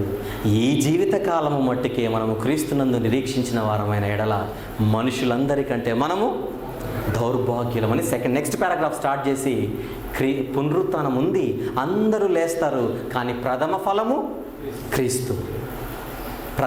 క్రీస్తు. కానీ ఆయన తిరిగి వచ్చినప్పుడు అందరూ వారి వరుసలో వారు లేపబడుదురు. అప్పుడు రాజ్యాన్ని దేవుడు తన తండ్రికి ఇచ్చేస్తాడు, తండ్రికి అప్పగిస్తాడు యేసు ప్రభు. అటు తర్వాత అంతం వస్తుంది అని చెబుతూ తర్వాత అంటాడు, ఈ కొరింథీలలో ఒక అలవాటు ఉందండి కొంతమందికి ఉండే ఒక గుడ్డి విశ్వాసం ఏంటంటే, బాప్తిస్మము తీసుకోకుండా చనిపోయిన కుటుంబ సభ్యుల కొరకు కొంతమంది, అందరూ కాదు, ఎవరైనా వాళ్ళ కుటుంబ సభ్యులు కానీ బంధువులు కానీ ఎవరైనా కూడా బాప్తిస్మము తీసుకోకుండా చనిపోయి ఉంటే వీళ్ళు ఏం చేస్తారట? ఆ మృతుల కొరకు వీళ్ళు బాప్తిసం తీసుకుంటారట. ఎందుకు? మేము బాప్తిసం తీసుకున్నా వాళ్ళని దేవుడు లేపుతాడు అని ఒక గుడ్డి విశ్వాసం. అది ఉపయోగించుకుంటే ఏమంటారంటే, ఒకవేళ మృతులు లేపబడకపోతే అనుకుందాం కొద్దిసేపు, మళ్ళీ మీలో కొందరు మృతుల కొరకు బాప్తిసం ఎందుకు తీసుకుంటున్నారు? మృతులే లేపబడకపోతే మీరు ఎందుకు తీసుకుంటున్నారు? మరి మృతులు లేస్తారని ఒకవైపు బాప్తిసం తీసుకుంటున్నారు, మృతులు ఎలాగ లేస్తారని ఇంకొకవైపు అడుగుతున్నారు. బుద్ధుందా అని ఒక్కొక్క మాట అడుగుతుంటే నిజంగా ఆ పత్రికలో అండి, ఆయన దగ్గర లేడు కానీ బెత్తం తీసుకొని కొట్టేనా వాళ్ళకి నిరూపించేవాడు ఆ రోజు. పౌలు గారు అంటారు కొరింథీ పత్రికలో, బెత్తం తీసుకొని రావాలి మీ మధ్య ఎక్కువ చెప్పండి. కొరింథీలు అనగానే చిన్నపిల్లలు లాంటి వాళ్ళండి, ఎప్పుడు కొట్లాడుతూనే ఉంటారు. హయ్యెస్ట్ స్టాండర్డ్ ఉన్న వాళ్ళు రోమీలు. పత్రికలలో పౌలు గారి స్టాండర్డ్ ఏంటో తెలియాలంటే రోమపత్రిక చదవాలి, తర్వాత గలతీ పత్రిక చదవాలి. కొరింథీ పత్రిక చాలా ఏదో పిల్లల్ని సైలెన్స్ అన్నట్టు ఉంటుంది పత్రిక అంతా. తెలియాలి ఎవరికి రాస్తున్నాడు, వాళ్ళ స్టాండర్డ్స్ ఏంటి, ఈయన ఏం చెబుతున్నాడు, ఇవన్నీ తెలియకపోతే పౌలు గారి పత్రికలు ఎప్పుడు అర్థం కావు. అని చెబుతాడు. ఇంత ఉంటే ఒకడు అడుగుతాడట, మృతులు ఎట్టి శరీరముతో లేతురు అని ఇంకొకటి అడుగుతాడట సీరియస్గా వచ్చి. ఓ అవివేకి, నువ్వు విత్తున్నది విత్తనమే అయినప్పుడు ఆ విత్తనానికి శరీరం ఎవరిస్తున్నారు అంటే వీడు అడుగుతాడట తెలివిగా, ఏ శరీరంతో వస్తాడు బాస్, మళ్ళీ నాదైతే మట్టి శరీరం, పునరుత్థానంలో what kind of body will they have, tell me please అని అంటాడట స్టైల్గా. అప్పుడు పౌలు గారు అంటున్నారు, ఒరే అన్ని బాడీస్ ఒకటేలాగా ఉండవురా, నీకు చెప్పనా చెబుతాను. నువ్వు విత్తనం వేస్తావు, వేప విత్తనం వేస్తావు అనుకుందాం, గోధుమ విత్తనం వేస్తావు, కానీ అన్నిటికీ శరీరాలు వస్తాయి, ప్రతి విత్తనానికి శరీరాలు వస్తాయి. వేప చెట్టు చింత చెట్టు ఒకటేలా ఉంటుందా? గోధుమ చెట్టు ఇంకొక రాగి చెట్టు ఒకలాగా ఉంటుందా? ఉండదే. రాగి చెట్టుకున్న శరీరం వేరు, గోధుమ చెట్టుకున్న శరీరం వేరు. శరీరాలు వేరు శరీరాలు కళ్ళతో చూస్తున్నావుగా, అన్ని శరీరాలు ఒకటే కాదుగా. అలాగే మనిషి మాంసం వేరు, మృగ మాంసం వేరు, పక్షి మాంసం వేరు, చేప మాంసం వేరు, కానీ అన్నిటికీ శరీరాలు ఉన్నాయి. మన శరీరం వేరు, జంతు శరీరం వేరు, పక్షి శరీరం వేరు. శరీరం గురించి అడిగాడు, అందుకు ఇస్తున్న కోటింగ్ ఇదంతా. మృతులు ఎట్టి శరీరంతో లేతురు అన్నందుకు ఈయన ఇస్తున్నాడు. బాటనీ, జూవాలజీ మొత్తం ముందు పెట్టేశాడు. ఇప్పుడు ఇంకా డౌటా? కాస్మాలజీ మాట్లాడతాను ఇప్పుడు, కాస్మాలజీ, ఆస్ట్రానమీ మాట్లాడతాను. సూర్యుని మహిమ వేరు, నక్షత్రముల మహిమ వేరు, చంద్రుని మహిమ వేరు, నక్షత్రములలో ఒక నక్షత్రం మరొక నక్షత్రం యొక్క మహిమ వేరు. ఇంకా చెప్పాలా అని అడుగుతుంటే, వద్దు బాబోయ్ నీ మీద నేను నిలబడలే. అలాగే ప్రకృతి సంబంధమైన శరీరము ఉన్నది, ఆత్మ సంబంధమైన శరీరము ఉన్నది. ఇప్పుడు నువ్వు ధరించినది ప్రకృతి సంబంధమైన శరీరం అయితే, ఆత్మ సంబంధమైన శరీరము యేసు ప్రభు వచ్చినప్పుడు వస్తుంది. బుద్ధి లేనివాడా నమ్మో. పాత నిబంధన నమ్ముతావుగా. అలాగైతే యెషయా గారు 25:8 వచనం పెట్టాడు, ఇంకా నమ్ముతావా? హోషేయ గారు చెప్పింది నమ్మాడు, పెట్టాడు, నమ్మవా? ఏం స్టాండర్డ్ అండి నిజంగా. పౌలు గారికి ఇట్లా దండం పెట్టాలి. మనం ఒకవేళ పరదేశ్ వెళ్ళిపోయిన తర్వాత, పరలోకానికి వెళ్ళిపోయిన తర్వాత, ఒకవేళ మన పరలోకానికి వెళ్ళిపోయిన తర్వాత, ఒకవేళ వెళదామండి చనిపోయిన తర్వాత పరదేశకి వెళ్ళిపోవాలి. పరదేశకి వెళ్ళిపోతే ఫస్ట్ మన పౌలు గారిని కలవచ్చు. ఒకవేళ మనం ఉన్నప్పుడు యేసుప్రభు వచ్చేసాడు అనుకోండి, వెళ్ళగానే యేసుప్రభుని కలిసి అపోస్తలులలో అందరిని కలిసిన తర్వాత పౌలు గారి దగ్గరికి వెళ్ళి కూర్చొని అన్ని విషయాలు తెలుసుకోవాలి. ఎట్లా వాదించావు ఇవన్నీ నువ్వు? నిజంగా అడగాలి. నేనైతే అడుగుతానండి కంపల్సరీగా. ఎంత ధైర్యం, ఎలాంటి వాడితో అయినా అలా మాట్లాడగలిగే శక్తి వచ్చేస్తుంది అధ్యాయం చదివితే, 15వ అధ్యాయం చదివితే. పునరుత్థానపు బోధ, అపోస్తలుల బోధ. మీకు తెలిసిన మాటిక చివరిగా దెస్సలోనిక పత్రిక రాస్తూ, నిద్రించిన వారి గురించి మీకు తెలియకుండా నాకు ఇష్టము లేదు. తెలుసుగా, 1 కొరింథీ 4 ఉంటుంది. 1 దెస్సలోనిక పత్రిక 4 12, 13, 14, 15, 16, 17, 18 వచనాలంతా అదే. ఏమనంటాడు? క్రీస్తునందు నిద్రించిన వారు మొదట చదవండి. మీకు తెలుసు, ఎక్కడ తెలుసు? ఎవరైనా చనిపోయిన తర్వాత జ్ఞాపకార్థ కూటమి కొరకు మీరు ప్యాంప్లెట్ కొట్టిస్తారే, దానిపైన మీరు ఏమని రాస్తారు? క్రీస్తు నందు మృతులైన వారు మొదట. తెలుసు కనుక చూపించట్లేదు. ఇక నేను దెస్సలోనిక 1 పత్రిక 4:13 నుంచి ఉంటుంది. దెస్సలోనికలకు ఎందుకు ఇది రాస్తున్నాడు? వీళ్ళు పునరుత్థానం మీద డౌట్ పడ్డారు. పునరుత్థానం లేదనుకుంటున్నారు, ఉంది అని నిరూపించటం. ప్రియులారా, ఈరోజు మీరు అర్థం చేసుకోవాల్సింది, ఈ పునరుత్థానపు మీరు అనుకుంటున్న ఈస్టర్ పండుగ రోజున మీరు తెలుసుకోవాల్సింది ఒకటే, పునరుత్థానం ఉంది అని నిరూపించుటకు బైబిల్లో ఉన్న భక్తులు తలకిందులు తపస్సు చేయవలసి వచ్చింది. దానివల్ల మనుషులకు ఏం ప్రయోజనం వస్తుంది? యేసు ప్రభు లేచాడంటే రేపొద్దున నన్ను కూడా ఖచ్చితంగా తిరిగి లేపుతాడు. ఆ జీవితం నాకు కావాలని మనిషి ఆలోచించడం మొదలు పెడతాడు. అప్పుడు ఈ జీవితంలో పరిశుద్ధంగా ఉండడానికి ప్రయత్నిస్తాడు, తండ్రిని ఆనంద పెడతాడు, ప్రభు రాజ్యంలో, ప్రభు రాకడలో తలెత్తుకొని నిలబడి పరలోకానికి వెళతాడు, రక్షింపబడతాడు. మనిషిని రక్షించాలంటే చెయ్యవలసిన బోధే చెప్పండి, పునరుత్థానపు బోధ. ఎన్నిసార్లు చేయాలి బోధ? సంవత్సరంలో ఈస్టర్ పండుగ రోజున. ఇదంతా విన్న తర్వాత సంవత్సరంలో ఒక్కసారే మీరు ఈ బోధకు అలవాటు పడితే, ఒక్కసారి మాత్రమే ఈ పునరుత్థానపు బోధ మీరు మాట్లాడుకుంటే, మిగిలిన 364 రోజులు ఏ బోధ చేసి మీరు మనుషులను రక్షిస్తారో చెప్పండి. సంవత్సరంలో ఒక్కసారి చేయవలసిన బోధన ఇది చెప్పండి? నో. సమయమందును అసమయమందును ప్రతిరోజు ప్రతి క్షణము చేయవలసిన బోధే క్రీస్తు మరణ సమాధి పునరుత్థానముల బోధ. అదే సువార్త. ఈ సెంట్రల్ థీమ్ చుట్టే మొత్తం తిరగాలి నీ బోధ. ఆ సెంట్రల్ థీమ్ను వదిలి ఏం చెప్పినా కూడా నువ్వు గాలిలో మేడలు కడుతున్నట్టే, ఇసుకపై నువ్వు ఇల్లు కడుతున్నట్టే. పునాది సరిగి వేయట్లేదు నీవు, పునాది సరిగి వేయడం లేదు నీవు. క్రీస్తు మరణ సమాధి పునరుత్థానములు కాకుండా, లేదా క్రీస్తు మరణ సమాధి పునరుత్థానముల గురించి మనుషులకు అర్థం కాకుండా, దాని ఆవశ్యకత తెలియకుండా, ఆయన పునరుత్థానం వలన నీకు ఒక పునరుత్థానం ఉందనే భరోసా నువ్వు ఇవ్వకుండా నీ బోధ నువ్వు చేసావా? దేవుడు నీకు ఇస్తున్న సమయాన్ని నువ్వు సరిగా ఉపయోగించుకోవడం లేదని నువ్వు బాధపడతావు భవిష్యత్తులో. ఇప్పుడు చెబుతున్నాను ముగించే ముందుగా, పునరుత్థానం ఉంది. ఆధారం యేసుక్రీస్తు మరణించి తిరిగి లేచాడు, రాబోతున్నాడు, అందరినీ తిరిగి లేపుతాడు. అందరిని అనగా పరిశుద్ధులు, పాపులు కూడా వస్తారు. ఫర్ యువర్ కైండ్ ఇన్ఫర్మేషన్, పాపులు చచ్చిపోతున్నారు, పరిశుద్ధులు చచ్చిపోతున్నారు, పాపులు చచ్చిపోతున్నారు, పరిశుద్ధులు చచ్చిపోతున్నారు. వీళ్ళందరూ రేపు రాకడలో వచ్చేస్తారు పైకి. ఇద్దరికి పునరుత్థానం ఉంటుంది, ఇద్దరికి పునరుత్థానం ఉంటుంది. ఏంటా పునరుత్థానం? వచ్చే ఈస్టర్ రోజున చెప్తా ఆమెన్ అంటే మీరు వెళ్ళరు కనుక అది కూడా చెప్పి ముగించేస్తాం. పరిశుద్ధులకు రాబోయే పునరుత్థానం, పరిశుద్ధులకు రాబోయే పునరుత్థానం ఒకటి ఉంది. అదే జీవ పునరుత్థానం. చెప్పండి, పరిశుద్ధులకు దేవుడు ఇవ్వబోయే పునరుత్థానం ఏంటది? జీవ పునరుత్థానం, ద రెజరెక్షన్ ఆఫ్ లైఫ్ అని అంటాడు ఇంగ్లీష్లో. పాపులకు రాబోయే పునరుత్థానం తీర్పు పునరుత్థానం, దానినే ద రెజరెక్షన్ ఆఫ్ కండమ్నేషన్. ఆ రెఫరెన్స్ తీయండి, చూసుకొని ముగించుకుందాం. యోహాను సువార్త 5వ అధ్యాయం. యోహాను సువార్త 5వ అధ్యాయం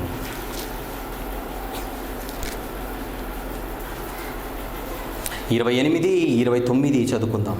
28, 29. దీనికి ఆశ్చర్యపడకుడి, ఒక కాలము వచ్చుచున్నది, ఆ కాలమున సమాధులలో ఉన్న వారందరూ ఆయన శబ్దము విని మేలు చేసిన వారు జీవ పునరుత్థానమునకును, నెక్స్ట్ కీడు చేసిన వారు తీర్పు పునరుత్థానమునకును బయటికి వచ్చెదరు. అది భవిష్యత్, అది భవిష్యత్. మనందరికీ భవిష్యత్తు ఉంది, అదే పునరుత్థానం. కాకపోతే ప్రాబ్లం ఏంటంటే ఇక రెండు ఉన్నాయి మళ్ళీ. ఒకటి జీవ పునరుత్థానం, రెండు తీర్పు పునరుత్థానం, అనగా శిక్ష పడే పునరుత్థానం, కండెమ్నేషన్. మనము ఏ పునరుత్థానంలో ఉంటామనేదే ఇప్పుడు పెద్ద సమస్య. నీవు జీవ పునరుత్థానంలో ఉండాలనంటే బైబిల్లో ఉన్న భక్తుల ఆలోచనలు, జీవితాలు, బ్రతుకులన్నిటినీ ముందు పెట్టుకొని వాళ్ళలా బ్రతికితే నీవు వాళ్ళతో పాటు జీవ పునరుత్థానంలో ఉంటావు. లేదా అపవాదికి నీ వాని దూతలకు నియమింపబడిన నిత్యాగ్నిలోనికి తీర్పు పునరుత్థానమును పొంది నిత్యము కాలిపోవటకు వెళ్ళిపోవాల్సిందే. యేసుప్రభు మన అపరాధముల నిమిత్తము మరణించి మనల్ని నీతిమంతులుగా తీర్చుటకే తిరిగి లేచాడని రోమాపత్రిక 4 చివరి వచనంలో ఉంటుంది. రోమాపత్రిక 4 చివరి వచనంలో ఏముంటుందంటే, మన అపరాధముల నిమిత్తము ఆయన మరణించెను, మనల్ని నీతిమంతులుగా చేయుటకు ఆయన తిరిగి లేచాడు. నీతిమంతుడు అనగా అబ్రహాము దేవుని నమ్మెను, అది అతనికి నీతిగా ఎంచబడెను. ఈరోజు మనము కూడా నమ్మవలసింది ఒకటే, ఆయన మరణించి తిరిగి లేచాడు. మనము రేపొద్దున మరణించి ఆయన రాకడలో తిరిగి లేవాలి, ఆయన లేపుతాడు. కాకపోతే పాపుల గుంపులో లేస్తామా, పరిశుద్ధులతో పాటు లేస్తామా అనేదే ఈరోజు మన ముందు ఉన్నటువంటి పెద్ద సమస్య. ఆ సమస్యకు పరిష్కారం విశ్వాసమునకు కర్తయు దాన్ని కొనసాగించువాడైన యేసు వైపు మీరు చూచుచు ఆయన బ్రతుకును మీరు మార్గదర్శకంగా పెట్టుకొని ఆయన అడుగుజాడల్లో మీరు వెళితే జీవ పునరుత్థానంలో మీరు ఉండే అవకాశాలు ఉంటాయి. లేదా అపవాదితో పాటు నరకములో నిత్యము కాలిపోక తప్పదు. అగ్ని ఆరదు, పురుగు చావదు. ఇది 66 పుస్తకాలు. ఈ 66 పుస్తకాలు బోధిస్తున్న, ఘోషిస్తున్న బోధ, క్రీస్తు పునరుత్థానపు బోధ. ఈరోజు ఈ మాటల ద్వారా మీరు పాఠం నేర్చుకుంటారో, పాఠం నేర్చుకొని సంవత్సరం అంతా దీని గురించి మాట్లాడుకుంటారో, లేదా పండగ చేసుకోవడానికి లిమిట్ అయిపోతారో నిర్ణయం మీరే తీసుకొని మంచి భవిష్యత్తును మీరు తీర్చిదిద్దుకోవాలని కోరుచు ముగిస్తున్నాను. Thank you very much. Brother R Vamsi గారు అందించిన దైవ సందేశములు: శిలువపై యేసు ప్రభు వారి 7 మాటలు, ఈస్టర్ పై సంచలనాత్మక దైవ సందేశము, క్రిస్మస్, పౌలు గారి మొదటి ప్రయాణం, 2వ ప్రయాణం, 3వ ప్రయాణం, హబక్కుకు గ్రంథపు వివరణ, నెహెమ్యా గ్రంథపు వివరణ, లోకమెరుగని మహాజ్ఞానం, అంగవైకల్యం గలవారిని దేవుడే పుట్టిస్తున్నాడా, క్రీస్తునందు ఆనందించడం ఎలా, వివాహం ఎందుకు ఘనమైనది, యుగాంతంలో ఏమి జరుగుతుంది, క్రీస్తు మరణం మనిషికి వర్మ, దేవుని లెక్కలతో నీ లెక్క సరిపోతుందా, క్రూర మృగపు కాటు, ప్రకృతి అంతా తెలిసింది అంతా, మనిషి ఆయుష్ మొదలగు CD DVD కొరకు బుక్ స్టాల్ ను సంప్రదించగలరు. వంశీ గారి పరిచర్యకు సంబంధించిన మరిన్ని వివరాలకు మీరు లాగిన్ అవ్వవలసిన మా official website www.truewisdomtv.com. For CDs, contact 9052702101.